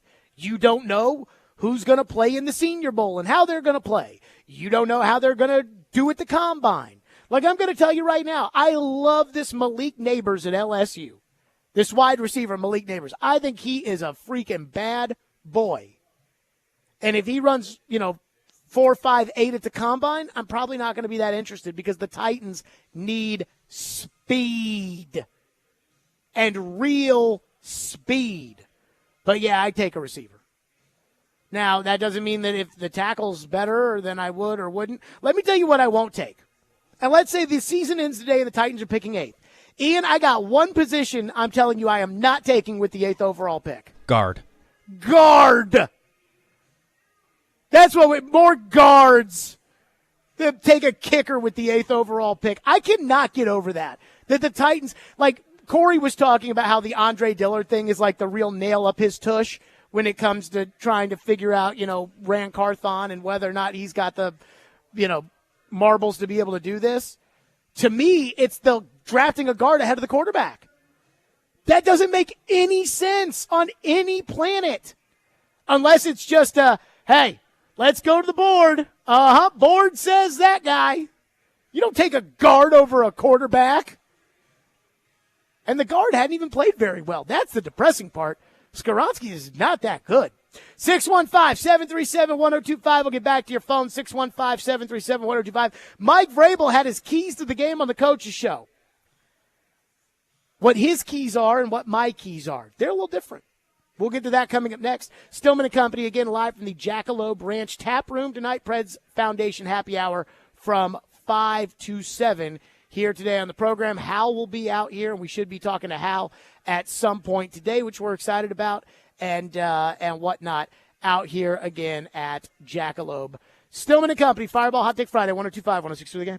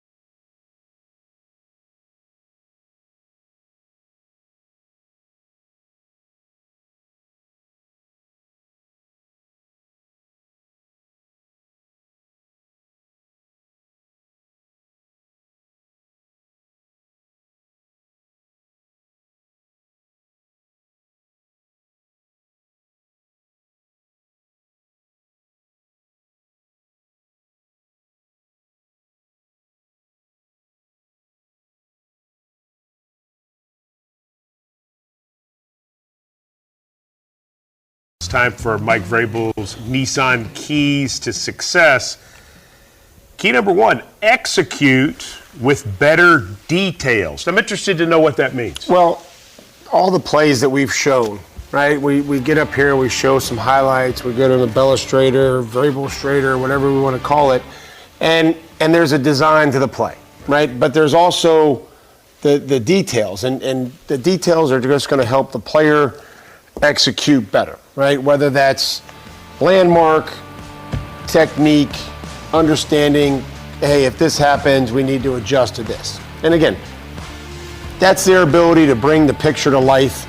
If we can just fix and clean up a few details, I think we're going to have more positive plays like the ones that we showed earlier. And that's something that I keep harping on, and we keep coaching, and we'll keep teaching, and we'll keep explaining them, and we're going to keep getting more of them and execute them on Sunday. Vrabel's Coaches Show is keys to the game right there. Details. So Mike Vrabel's 3 keys on his Coaches Show. Number 1, details. Number 2, improve communication. And number 3, play complementary football. Sound like fair keys, right, Ian? Sure. Well, Jared's decided that we're going to have some different keys this week. Details are important, I agree. So is communication, and so is complementary football. But the Titans haven't won a road game in a long, long time. So let's just get back to the basics. So here are Jared's keys to victory. Number 1. Catch the ball. So when the quarterback says hike and he throws the ball in your vicinity and you put your hands up, catch the ball. If you can't catch, chig, then you can't play. That's the first thing. We're going to catch the ball. That's our first key. Key number 2. Number 2. Block. So the other team is going to have one of their guys, and they're, I assume, going to be, I don't know what color jersey the Titans are wearing. I'm guessing Jacksonville's going to be in like their green or whatever. So they're going to be in green. You're going to be in white. When the green guy tries to go hit your quarterback, you stand in between the green guy and Will Levis, and you block him so that he doesn't get hit or sacked or fumble or rushed or whatever it may be. When you hand the ball to the running back, what you have to do is get in front of the green guy and try to push him back a little bit so that Derrick Henry has some room to run. So I think that, again, blocking is probably a pretty good key. And then that takes us to our third key. Number 3. Can somebody on special teams or defense make like a game-altering play? I've been thinking about this, right? Outside of Sean Murphy-Bunting's interception of Lamar Jackson in London, in which Lamar just threw the ball right at his hands, and that's the only way Murphy-Bunting's ever going to get an interception, is if you throw the ball right at his hands. The Titans' defense has not had one of those plays since Amani Hooker forced a fumble to start the New Orleans game, which was literally the first play of the season. Can somebody make a big play? Can somebody tip a pass and the ball get intercepted and run back for a touchdown? Can you block a kick? Can you return a kick? We give credit to the special teams when they just don't do the bad stuff. But could somebody do something to help out this terrible offense and this horrible offensive line? So those are our keys. His keys are details, communication, and play complementary football. Mine, catch, block, and somebody on defense or special teams make a positive play. Now, there is something that I don't want to forget about today. Today's a very important birthday on this program. 1 year ago today, the Tennessee Titans went on the road to Green Bay, Wisconsin at Lambeau Field, scored 27 points in 25-degree weather. I know, I was there. It was a great day. It was a great game. And the experience was not even put off by the fact that I could not get an Uber to come to the stadium to take me back to the hotel. And I walked 2 miles in the snow to get back to the hotel after the Thursday night game. It was miserable. But knowing that my football team was 7-3 atop the AFC South, going to win the division again, going to go back to the playoffs was great. Then the next day, after our plane had to stop and get de-iced in Appleton, Wisconsin, and me and TD ran to the gate trying to get on the flight home, only for them to shut the gate right in TD's face. And I had to spend the whole day in Chicago trying to get a flight back to Nashville. Did I realize that was only the beginning? Todd Downing got a DUI. Titans hit the snapper in the neck against the Bengals the next week. AJ spanked a goalpost. Robinson got fired. You have not won a road game since then. So, with that, we sing happy birthday to the Green Bay game. Happy birthday to you, Ian. Happy birthday to you. Happy birthday, Green Bay game. Happy birthday to you. Oh, man. I can't believe it's been 1 year since the Titans have won a game on the road. Holy crap, it sucks being a Titan fan right now. Let's go to your phone, 615-737-1025, and our phone line driven by WilsonCountyHyundai.com. Don is up next on a Fireball Hot Take Friday. What's up, Don? Hey, thanks for taking my call. I think we've been skirting around this a little bit. What player development, everything you say, I hear player development. What are the keys to literally drafting players that we know could be subpar, talent level, questionable? Green Bay, for example, we just talked about Green Bay, or I think of the Steelers. These are teams that they excel at player development. We're talking about, catching, communication, et cetera, et cetera. They suck too, right? Yeah. Well, overall, we're talking about an organization here. Right. But, so when I think of that, I think of like the Steelers, the Ravens. The Ravens are like a great example of a proud organization. I agree. The problem is, Don, and I hear exactly what you're saying. The problem is, first of all, the Titans need to, thank you for your call, the Titans need to stop drafting the bad players and need to start drafting the good players. But I do think player development is a massive mark right now against Mike Vrabel, who I used to think was pretty good at this. But, I mean, outside of McCreary, like what young guy is really developing for the Titans? Not Burks, not Chig, not PT. I mean, McCreary feels like the one. You know who I might put second? And take this current rookie class out of it. Radunz might be number 2 behind McCreary, and he sucks. By the way, one texter says, happy anniversary to Todd Downing being drunk as a skunk. Ian, do we have that? This is the Todd Downing TMZ DUI body cam. I'm Trooper Walker. I'm with the Highway Patrol. The reason I stopped you is back on 65. I mean, I didn't get your speed because I'm in the same direction, but, I mean, you were easily over 100. I mean, you were hauling. I wasn't trying to go 100. I'm sorry. Okay. Where are you coming from? I know you're dressed up real nice. Yeah, we just landed. I'm with the Titans. I got a death threat tonight. Okay. And the Franklin police are outside my house. Oh, okay. And I was trying to get home to my family. I got you. Well, hey, Mr. Downing, you've got an odor of alcohol on your breath right now. You've been drinking tonight? I have not. Okay. Well, you smell like alcohol.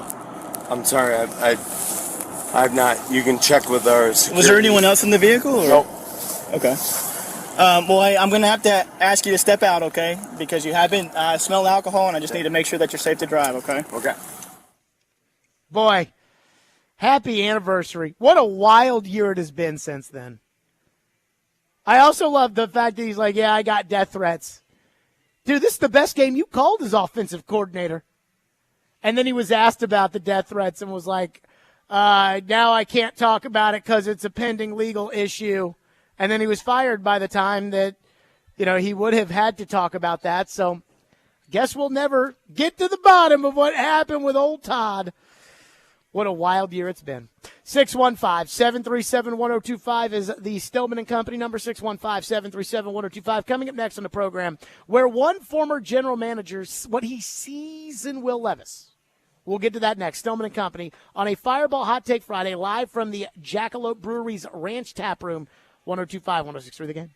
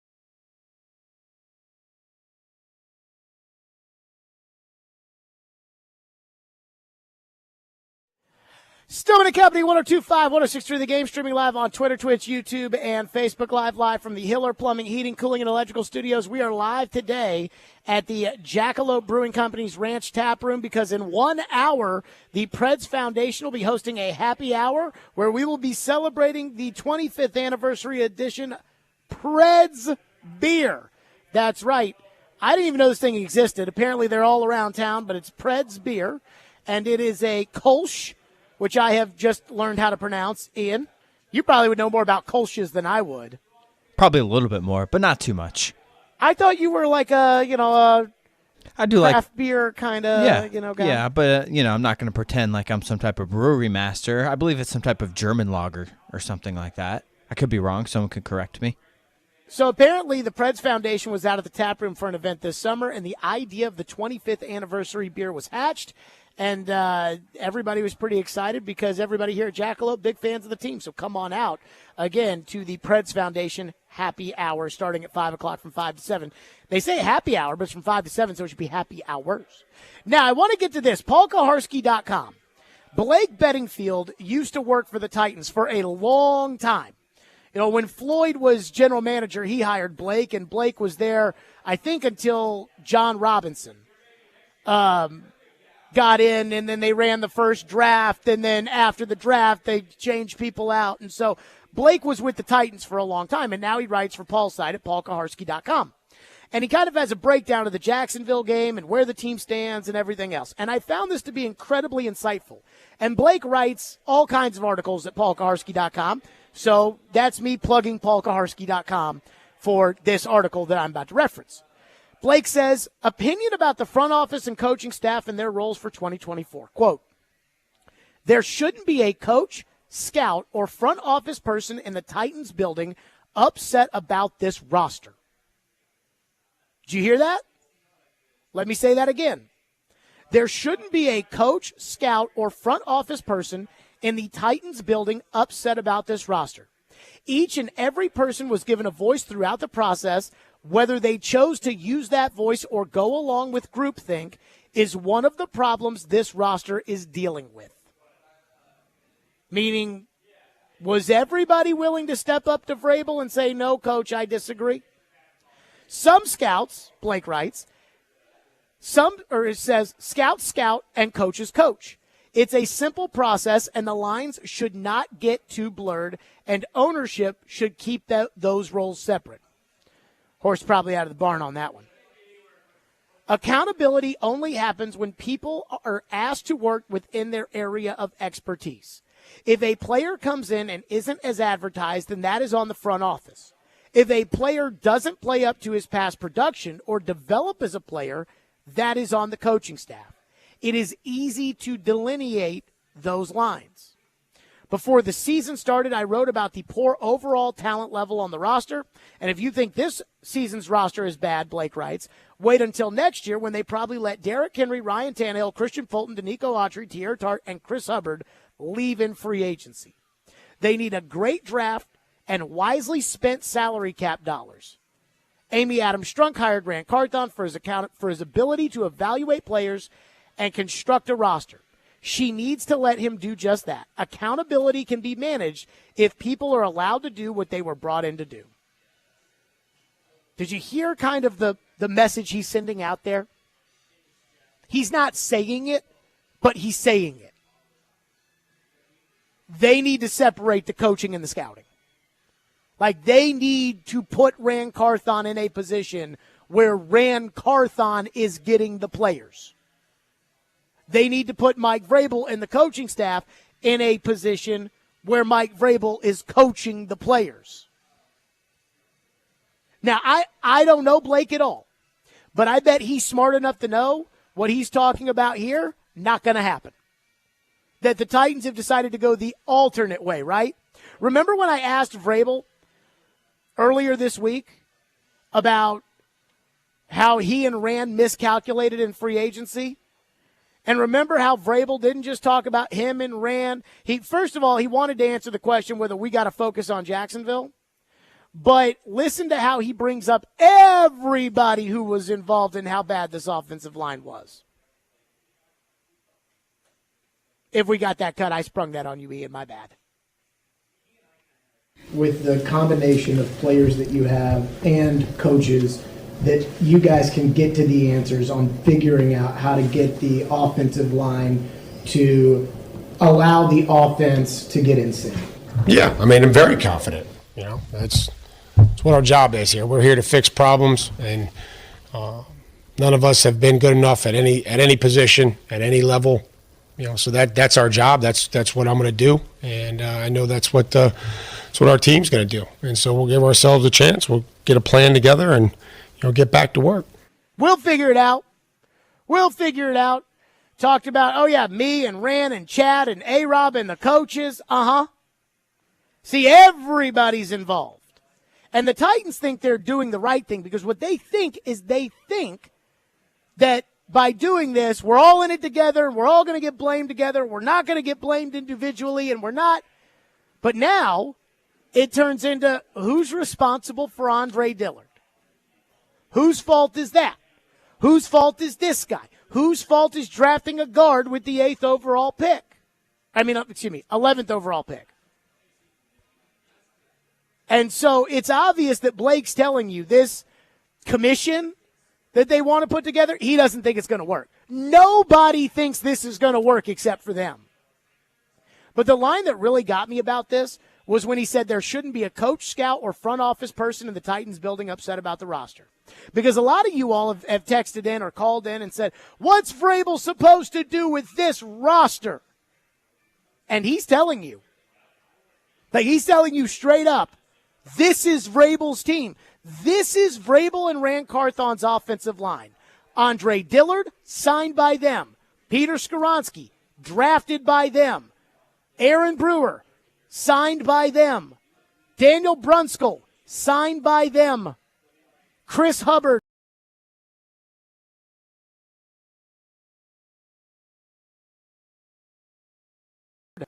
And so when I hear this, I'm like, yeah, there should not. On one hand,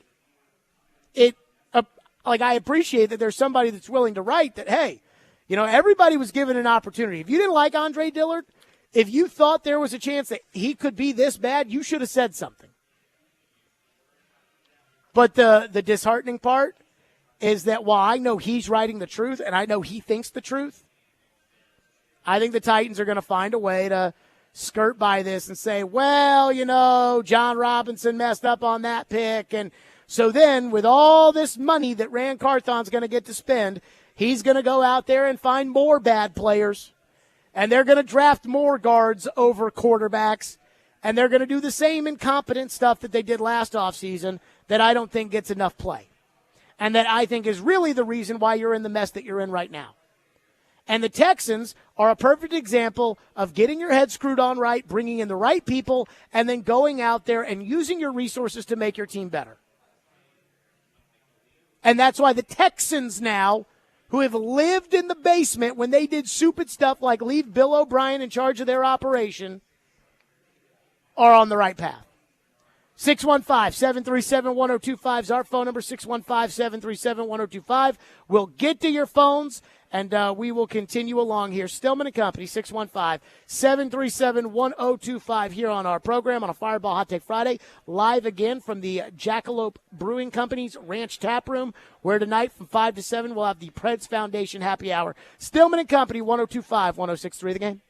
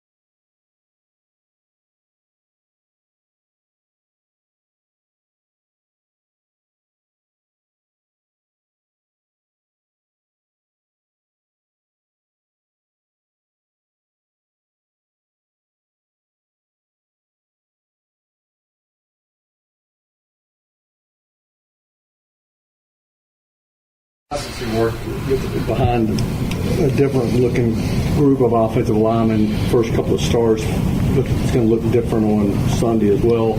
How does that impact you, or how can you help that group settle in? Yeah, I mean, I got to be a leader.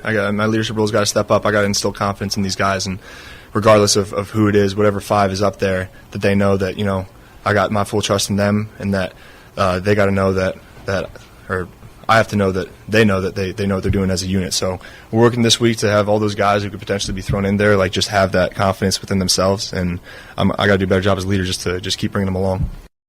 There you go. That was Will Levis talking about the offensive line. I have to lead them to play better. Am I the only one that rolls their eyes at that? Like, did Ryan Tannehill not do a good enough job to lead them? I mean, like, Will, baby, like, you just worry about you doing you.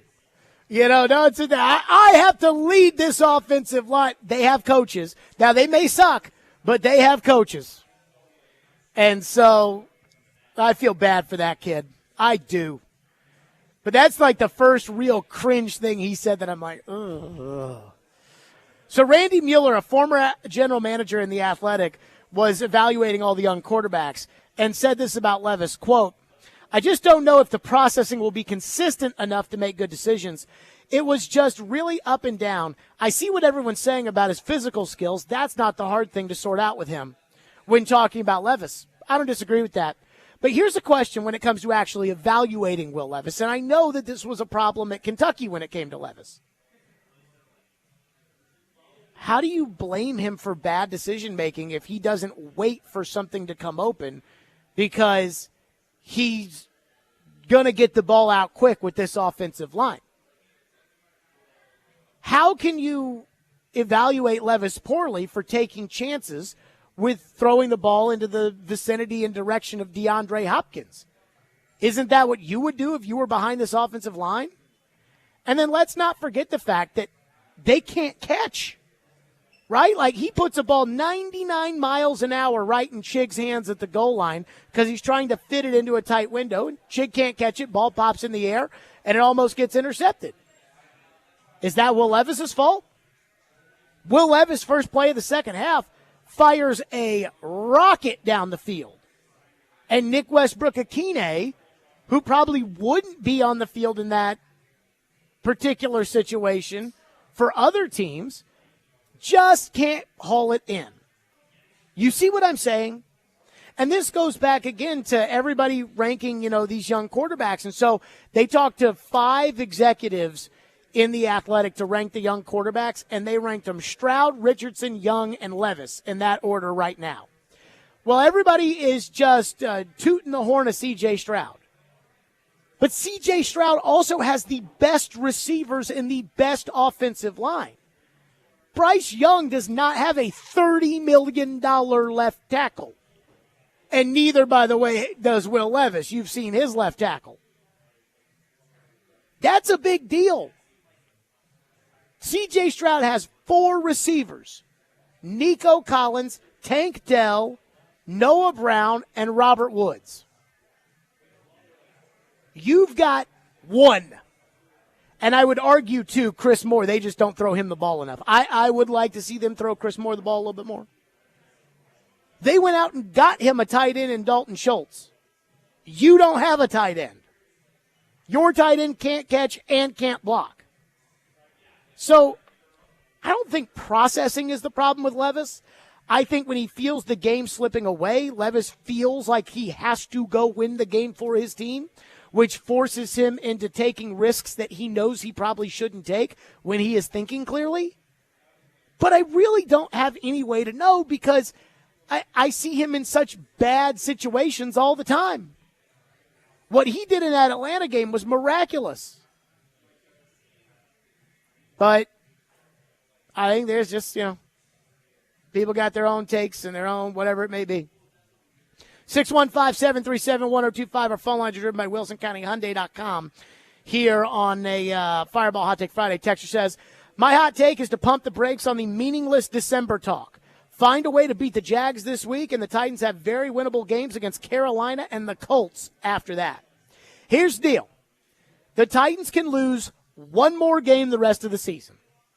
If you really want to talk about making the playoffs, which I do not think is possible, they can lose one more game the rest of the year.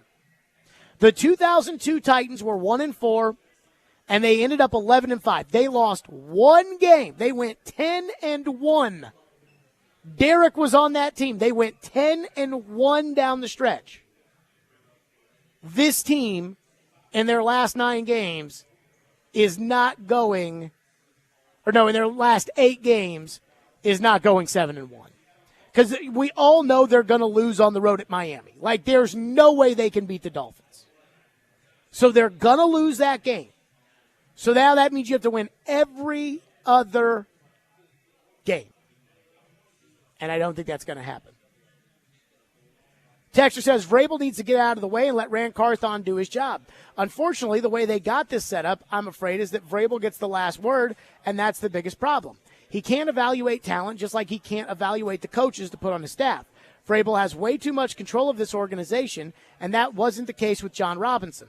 I feel like he has the last word, and yeah, he's made some mistakes, but at least you were winning more games than you were losing with Robinson, and it's no coincidence that things have gone way south since he got fired. I don't think Vrabel has final say with this team. That's just me. Let's go to Eric in Clarksville, who's up next here on Stillman and Company on a Fireball Hot Take Friday. What's up, Eric? Hey, my man. How's it going? Good. Hey, I just honestly, I pretty often I feel like you're a very negative person. I think recently here with the Titans, you are giving fans the reality of what it is, and that the Titans are just not a good team.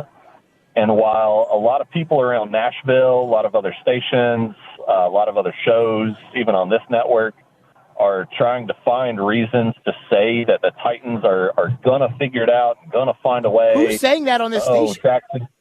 Jacksonville's a terrible team. We're going to win. I want to say thanks for giving us the truth and that this is just not a good team. Thank you. But who's saying that on the station, that this team's going to figure it out?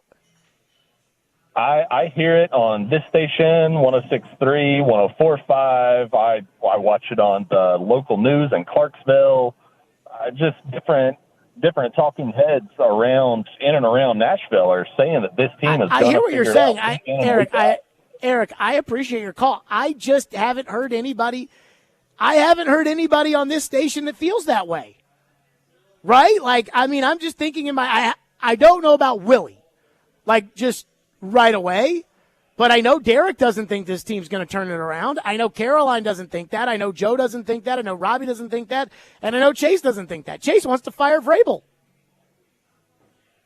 I mean, now, on the me being negative. First of all, I do think that I am skeptical. And I think that dates all the way back to my childhood of being an Atlanta Braves fan and being a Titans fan where they'd make the playoffs constantly only to end up with massive heartbreak. But one thing I always love about when the teams go to crap, and this has happened with the Predators and now it's happening with the Titans, is it's like, normally I don't agree with you, but you're spot on now. And it's like, right. Because now you are mad at the team, and so you are glad that I am giving you the affirmation that you want to hear about your team. I like to think that we try to keep it real. I try to keep it real all the time, as long as it's fair. Like, even when Levis got drafted, you guys hated him. I'm like, I like him. I don't love him, but I like him. Texter into the text line says, with the team being this bad and nothing tangible in the pipeline, realistically, how much more of this is Amy going to take? I think there will have to be a major shakeup or she won't stand a chance to put enough butts and seats in the new stadium. Dude, the new stadium is so far away. Like, think of, 1 year as 7 years. Like in dog years. That new stadium is so far away. To think about, the new stadium. The only thing that will matter for the new stadium is if Levis is the dude. Like, if Levis is, and I'm not talking about Derek Carr with the Raiders, the dude. I'm talking the dude. I'm talking Mahomes in Kansas City. I'm talking the guy. If Levis is that guy, then he'll still be the quarterback in 2027, and they will have a marketable quarterback to sell what I think are going to be just outrageously priced PSLs, which I don't want to say I'm looking forward to, but it's going to be fascinating how much they charge. Tetcher says D. Mace thinks that he can turn this around. I don't think he thinks the roster is very good. He's hated the roster for 2 years. I mean, I don't know about this season, but I think in general you can probably turn it around, but not this season. Texter says it's sad that the Titans already have given away number 31. Is that true? Somebody else is wearing 31? I guess they brought somebody in, and I don't know. I wouldn't know. I didn't see that. Oh, my goodness. Just brutal. Just freaking brutal. But I do appreciate the fact that, I do think that Titan fans have smelled the coffee on this. How can you not? The problems from last year are the same problems this year. Outside of DeAndre, no receivers on this team catch. Nobody can block. You've seen it. You know it. And so I think for the most part, Titan fans have their heads screwed on correctly, which isn't necessarily always the case.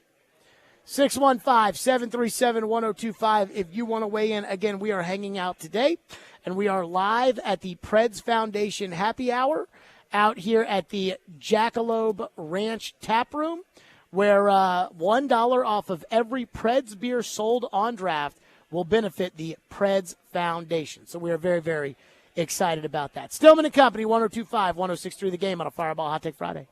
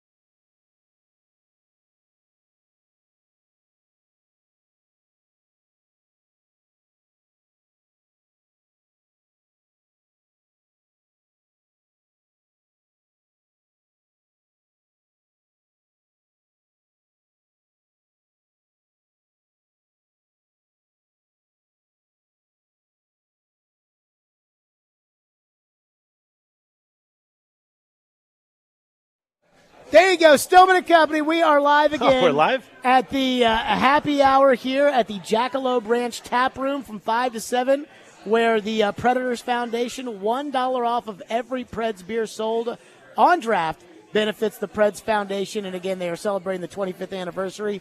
Hal Gill is here with us, presented by Duncan.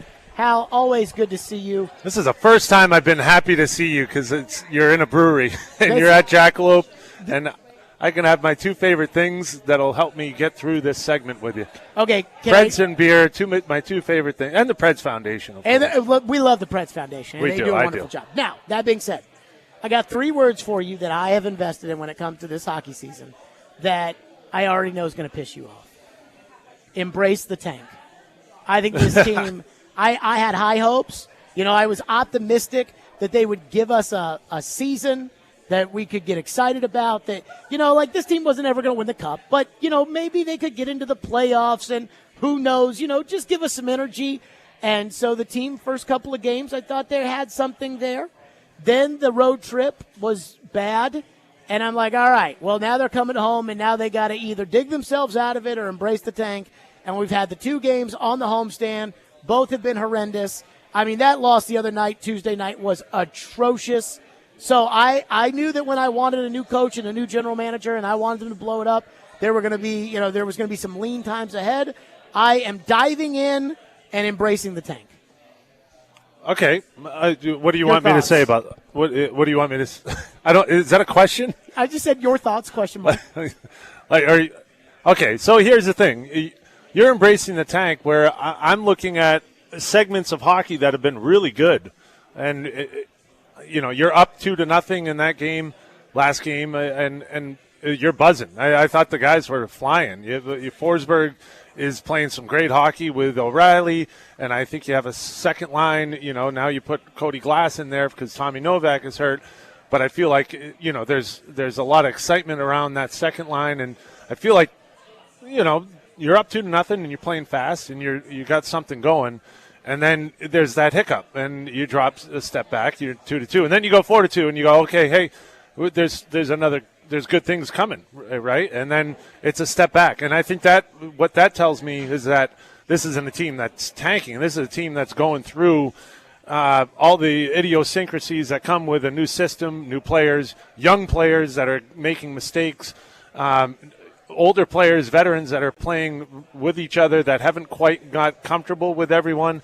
Not to make excuses, because I do think they haven't played up to their potential, but I don't see the tank yet. I think this is a team that, given a little bit of confidence, a little bit of swagger, play with a little more jam, a little more structure in the defensive zone, they can make something. Now, I'm not saying they're going to go and win the cup. I'm saying that this team, I still believe, is a contender to be in the playoff bubble. And I think that's what you want out of this team, is a team that competes right up until the end. And that's what I'm looking at, try to make the playoffs. Be in that conversation, because when you're in that conversation, as you saw last year, these guys made a lot of strides. The younger players really played well. Tommy Novak was exceptional at the end of the year, and he picked it up again. And of course, he's hurt now, but he had that compete level that makes you better. And so I want more compete out of this team on a consistent basis and consistently through a 60-minute game. So that's what I wanted, at the beginning. Now you just want the tank. No. Now I just don't think it's going to happen. I just think that this team's not. I just don't see it as far off, Jared. I don't see it as far off. I think there's glimpses where I really like the team that we have, and there's glimpses where it's like, ooh, you're a step off and you're way off. And I think that's where they're at right now. What do you think about the goalie? I think both goalies are great. I think they've been, we just had our meeting, early game tomorrow, heads up, so be ready for that. We had our meeting today, and we were talking about it, Mason and I are always going back and forth. Should he have stopped that? Should he have stopped that? There's a lot of little things like deflections that look like maybe Juice should make that save, and yeah, he should. Once they get their defensive system cleaned up, I think it becomes a lot easier to be a goalie, and I still have a ton of faith in Juice and Lanks.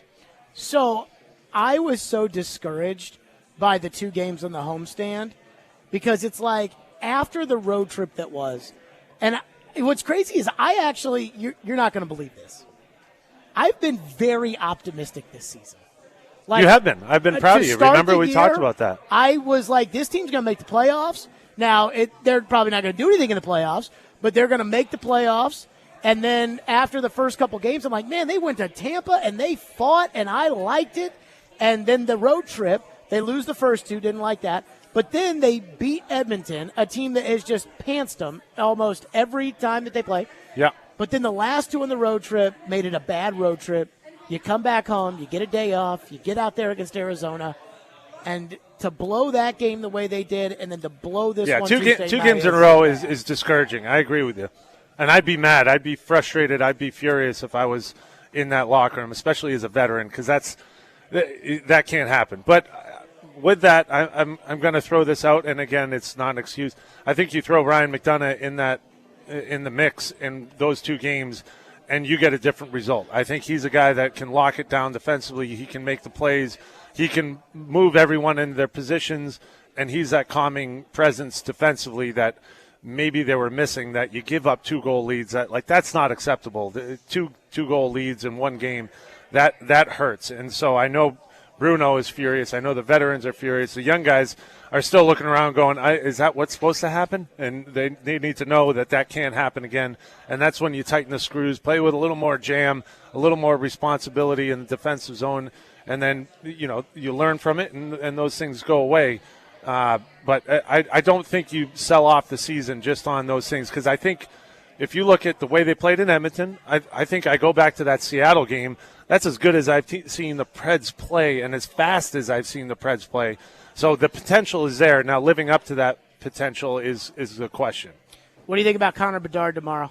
Early returns. So you know what? I was. It's like I've been watching highlights and I haven't watched a full game. So I watched that full game the other night, and against Tampa, and he looked like, I think Ray Ferraro after the game said he looked like he was 18.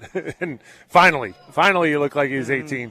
It's hard to compete at the NHL level, but this kid is spectacular. Some of the little stuff he does, and we'll try to explain it a little bit in pregame and talk about it tomorrow, because people need to know the way he shoots, the way he changes the angle on his shot, the way he uses his legs to generate speed and be able to make plays at a high end while he's generating that speed is next level. And so he's a lot of fun to watch. He wasn't good against Tampa, so I'm a little concerned that he might come in here and into Bridgestone and be like a resurgence and be ready to go and try to prove himself again.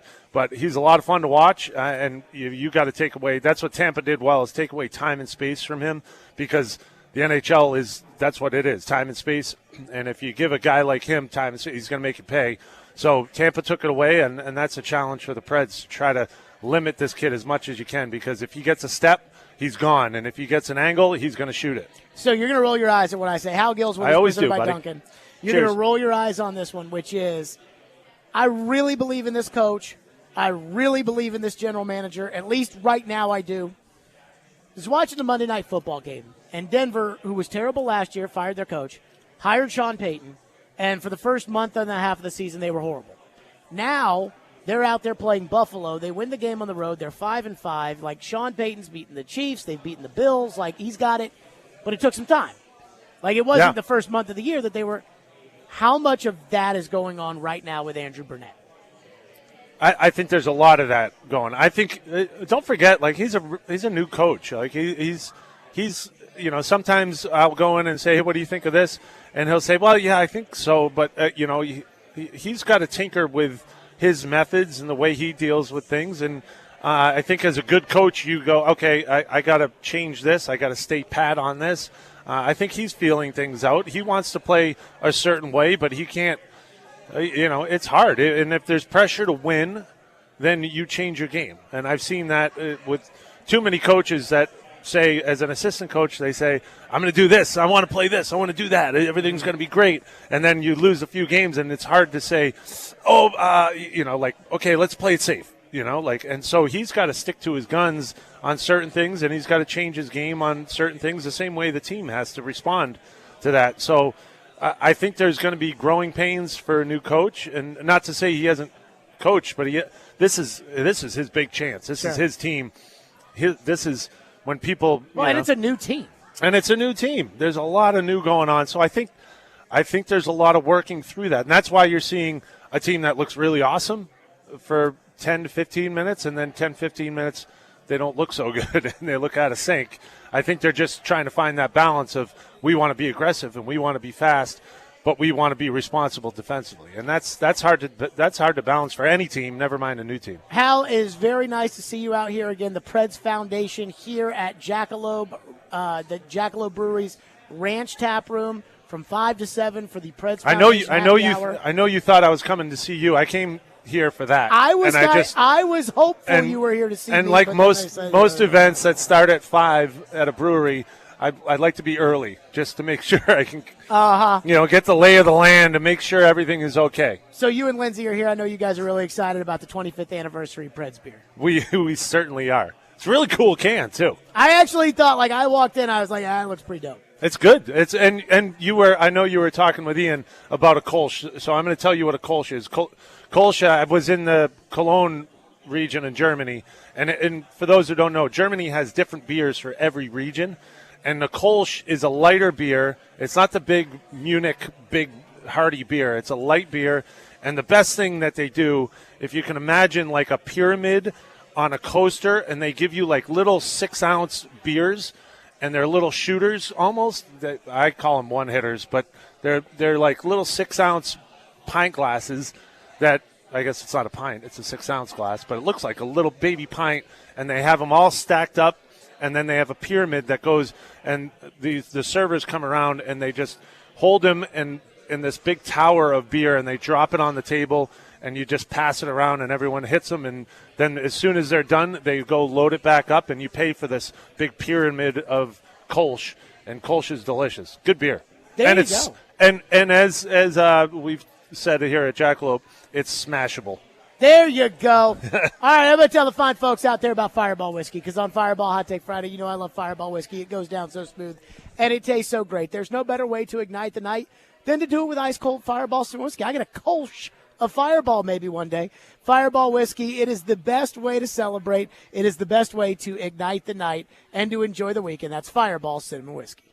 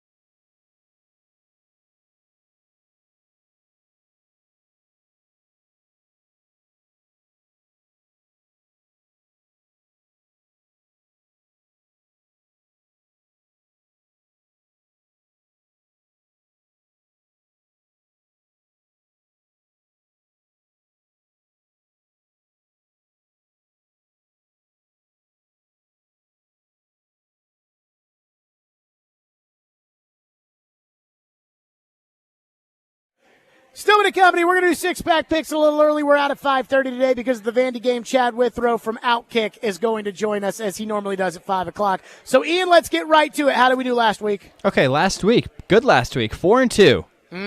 Let's see. We got Michigan, Georgia, San Francisco, and Tampa Bay. And then you missed the Vols and you missed the Ravens. The Ravens really let me down, and then they go out there and play the way they played last night. So the season record is now 35, 31, and 2. Okay, all right, let's go. Let's run right through them today. Let's start in the morning, shall we? Number 10, Louisville. Headed to Florida to take on Miami and the Hurricanes. 11 a.m. ABC. Over under 46.5. We have Miami minus a point. So Louisville is terrible on the road, but we have so much to play for. Like, this is for a spot in the ACC championship. I hate our quarterback. I'm probably going to hate myself for making this pick. Give me the Cards +1. I think Louisville finds a way. Jeff Brom gets us a victory, and on to the ACC championship we go.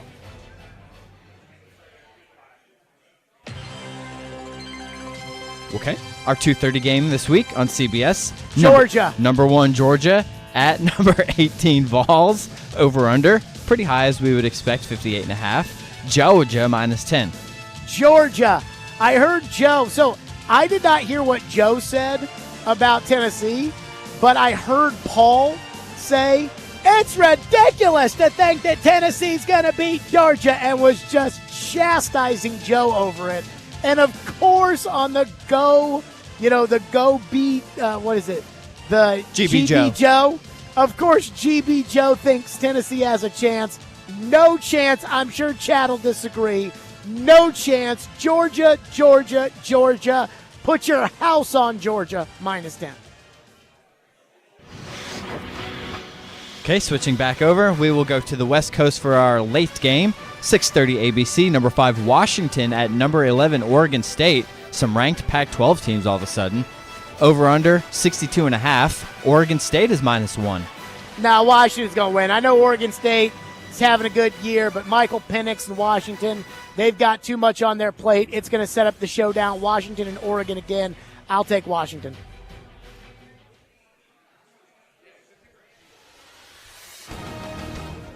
Okay, moving over to our first NFL game of the week here. 3:25 CBS. The New York Jets at the Bills, who fired their offensive coordinator Ken Dorsey. Over under on this game is 39.5, a little bit on the low side, but Buffalo is still minus a touchdown. I'll take the Jets. I think the Jets have a great defense. I think Buffalo will win, but every game Buffalo plays is close, and so if they're going to be favored by a touchdown, look, I know Zach Wilson sucks, but the Jets have kept all these games close. I think that's too many points. So I'll take the Jets to cover. I think Buffalo will win, but I'll take the Jets to cover.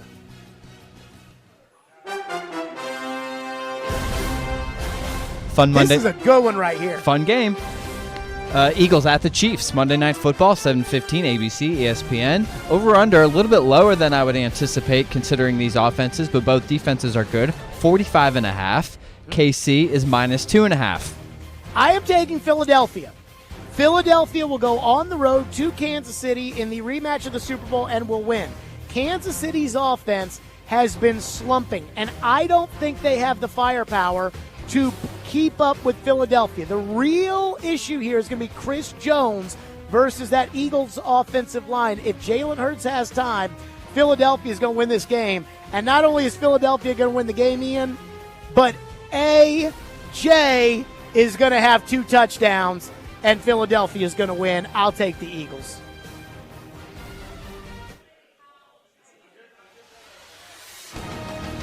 Okay, that brings us to our final game. Titans at the Jaguars, noon on CBS. Over under also pretty low as we would expect at 39.5. Also Jacksonville minus a touchdown. So I think Jacksonville is going to almost hit the total by themselves. I think this is the game where the dam breaks. And look, I've been wrong about a lot of these Titan games, but I've been right dead square on the tush with the last 2. I think this is the game where it all falls apart. This is the game where you get embarrassed. This is the game where we question whether or not these guys are playing hard. This is the game where it all goes down the tubes. I'm going to take Jacksonville to win 38-6. I think it is going to be an absolute bludgeoning on Sunday. And I don't even think that much of Jacksonville. I really don't. I think Houston might actually be better than Jacksonville. If not, they're right there. But there has been so much negativity.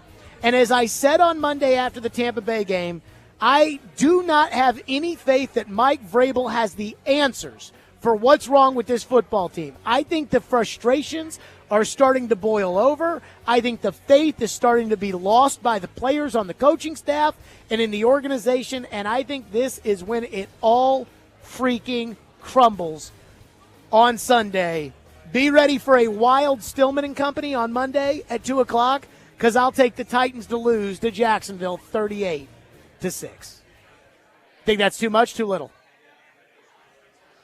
I mean, 38-6 is a pretty lopsided score. I think it's going to be I do think bludgeoning. Jacksonville's going to put up a lot of points this week. I think it's going to be an ass-kicking. They're going to throw. Evan Ingram always puts up a lot of points. Christian Kirk, they can't guard him. I wouldn't be surprised if it was 30-3 or 30-6. No. Yeah, that's what I got. Chad Withrow will join us from Outkick, as he always does, at 5 o'clock, and then Vandy basketball at 5:30. Stillman and Company again live at the Preds Foundation Happy Hour at the Jackalope Brewing Company's Ranch Tap Room, 102.5, 106.3 The Game.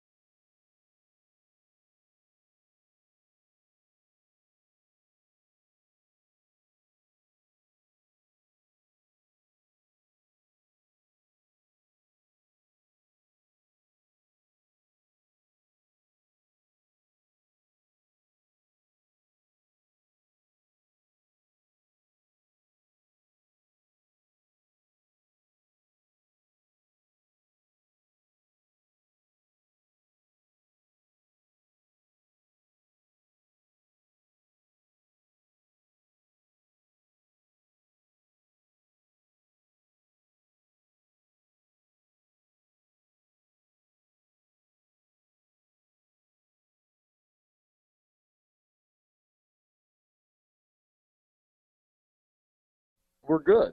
So, while it's really bad right now, I think we also need to point out that in the beginning that wasn't the case. He was pretty good when he started his tenure, the first bit of his time here in Nashville.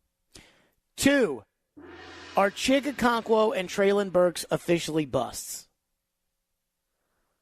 Chigakonkwo, yes.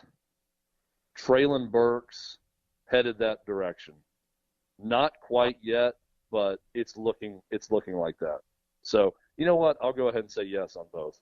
Because I'm about 95% sure that Traylon Burks is a bust as well. So, yes on both. I mean, Chig just can't catch. Yeah, and Traylon Burks can't stay healthy. There is something lacking there that's tough to define with Traylon Burks, but it's something lacking that he's just not getting it done. I threw out this idea yesterday that at the end of the year, trading Burks straight up for Jameson Williams, because he apparently is having some issues in Detroit, and he may be a need of a change of scenery guy, and Burks might be a need of a change of scenery guy. And if Burks goes to the Lions, he's no longer the guy that was traded for A.J. Brown.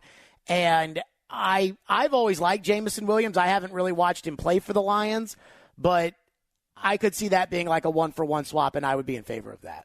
I don't think the Lions would do it, but I would absolutely be in favor of it if they were willing to do it. But I don't think they're going to make that trade.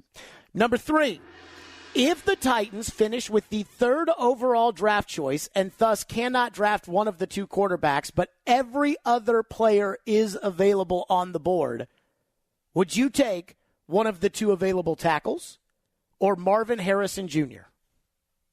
Marvin Harrison Jr. Because this is also me going back on something I said in the previous segment that they haven't been able to do. But I like the chances of getting a 2nd or 3rd round tackle that can play for you better than getting a difference maker at wide receiver later in the draft. So give me the difference maker, the generational possible talent, the guy with the great lineage, with who his dad is, and how great he's been in Ohio State. And I hear nothing but good things about Marvin Harrison Jr., too. The type of person he is, his work ethic, everything. So I'm going Marvin Harrison Jr. Okay.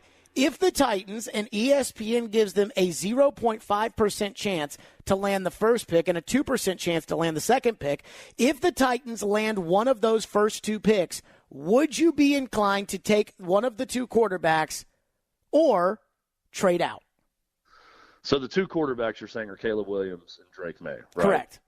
Okay. I'm not taking Caleb Williams. I am out on Caleb Williams. Too many red flags from a personality standpoint for me. I would take Drake May, yes. I would draft Drake May with the 2nd overall pick if he was there. I think he is going to be a great pro. I love his skill set. I love his size. I love his accuracy, his athleticism. So I would take Drake May with that 2nd pick. But there's a big but at the end of this. Let's see what Will Levis looks like the rest of the way. Because if Will Levis suddenly is the lone bright spot on a terrible offense, then I'm staying put with Will Levis next year in the draft. So if it continues down this path of more of what we saw against Tampa Bay, then no, I'm going to draft a quarterback with the 2nd pick. But if Levis continues to develop and he shows some signs that he is the franchise quarterback, there's plenty of other positions you can go with. Is C.J. Stroud a legitimate MVP candidate? Yes, he is. I mean, he is the offensive rookie of the year. And I think right now he's a legitimate, when you look at his numbers, he's a legitimate MVP candidate, which is crazy to think about where the Texans were a year ago and where they are now. We knew their roster was getting a lot better and was going to be pretty good, but I don't think anybody expected this. I like C.J. Stroud coming into the draft. I did not see this. So he is an MVP candidate right now, no doubt about it. You know what's crazy is, did you know that the Texans have the 5th highest payroll in the NFL? I did not know that. Makes sense though when you see them now. That connects with how they're playing. Oh yeah, I mean they went out, they bought receivers, they bought a tight end, they bought offensive line play. Like they knew they were drafting a young quarterback, and unlike Carolina, they've done things to help the young quarterback. On to the next. How likely, on a scale of 1 to 10, is Tennessee to pull the upset against Georgia this weekend? I'll give it a 3.5 because of Nissan Stadium, and how good they've been at Neyland Stadium here. I think they've won 13 or 14 in a row now at home. Tennessee's a different team at home than they are away. And Josh Heupel's got to figure that out, right? I mean, they are a top 10 team at home so far this season, and really the last 2 years, and they're a bottom 50 team in college football away from home. They didn't play good defense against Kentucky. They found a way to win because their offense was good that night, but they have not played well at all away from Neyland Stadium this year. So Neyland's going to be rocking. I think that Tennessee's going to be able to hang tough early in the game, but Georgia's too good, and Georgia has found their stride right now, the way they're playing. So Georgia's going to win the game. I think they probably cover the 10 points, which I thought was a pretty low spread. But I think this is like, a 14 to 20-point game that kind of gets away late from Tennessee. But I would give it a 3.5, and that's only because of Neyland Stadium and the way Tennessee has looked at home versus the way they've looked on the road. Isn't their best win at home against A&M? This year, their best win is,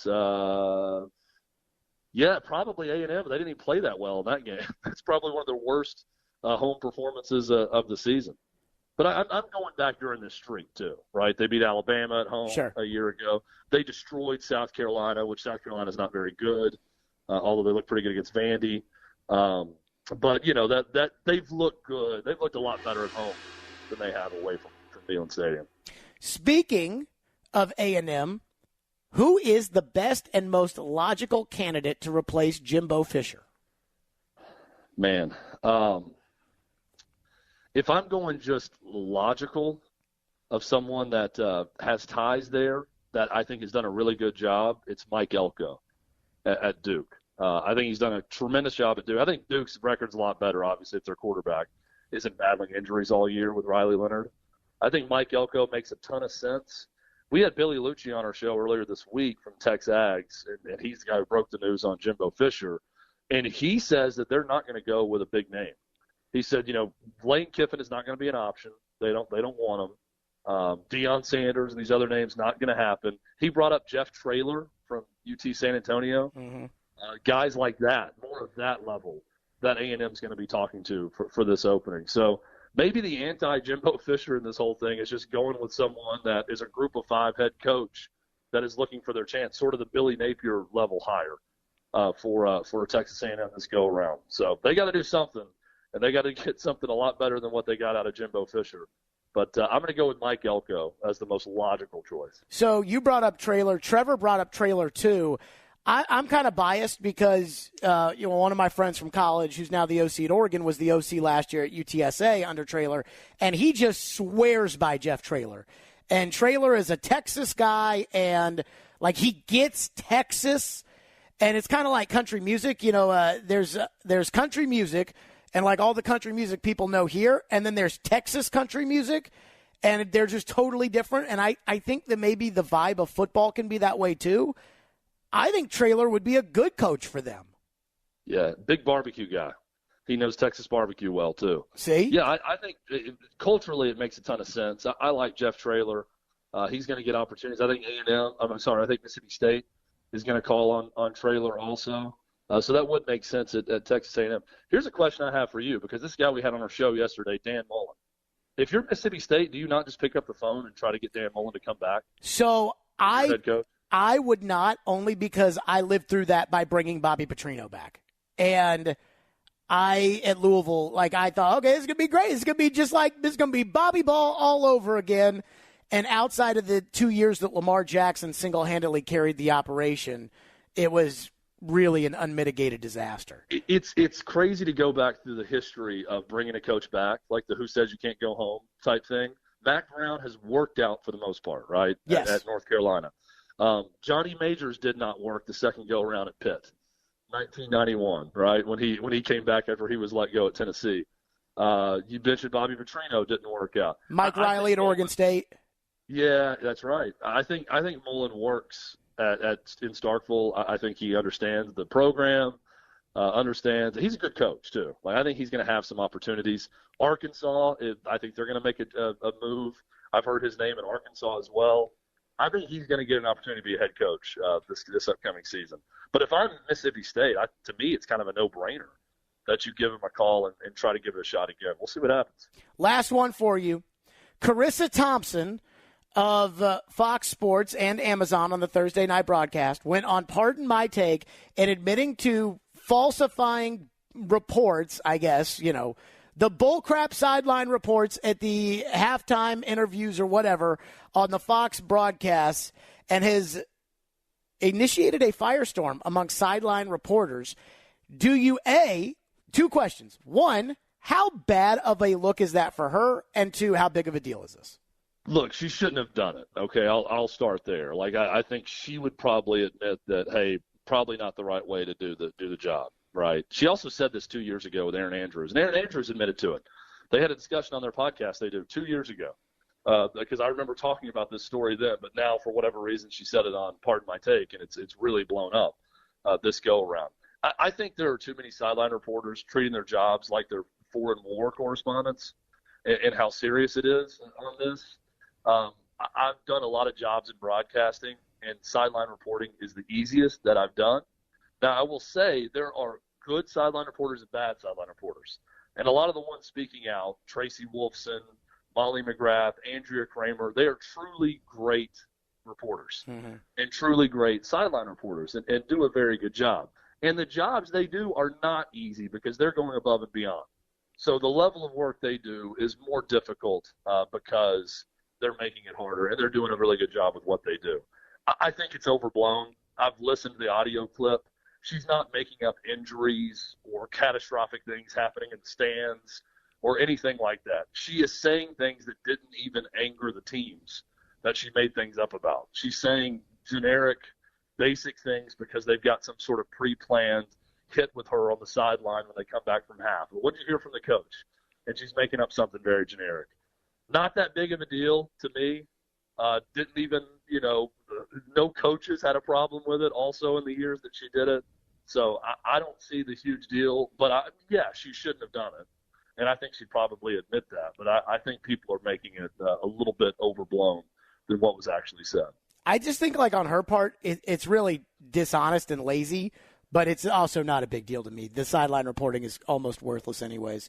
Then I don't, now CBS has all these 3-man booths and a sideline reporter who tells you things like, I talked to the coach. We talked to the coach this week, and he said he had a good game, a good week of practice. It's like, you could have said that. You were on the same call. You don't need to go down to her for that. Yeah. It's worthless when it's pre-planned, like when it's forced. So what she was lying about was the forced pre-planned segment. That stuff is worthless all the time. Sideline reporters are of worth when there's an injury, there's a fight on the sideline, something's going on. They got to get over there and find out what's going on quickly and get on air, right? That's where they have a lot of value. So the things she's talking about, I don't even care about to begin with. So I'm not that concerned about whether or not she made up a coach saying that, they got to get the run game going in the second half. Chad Withrow from Outkick always joins us on Friday. Chad, thank you. Vandy basketball is next. Stillman and company. We'll see you Monday at 2.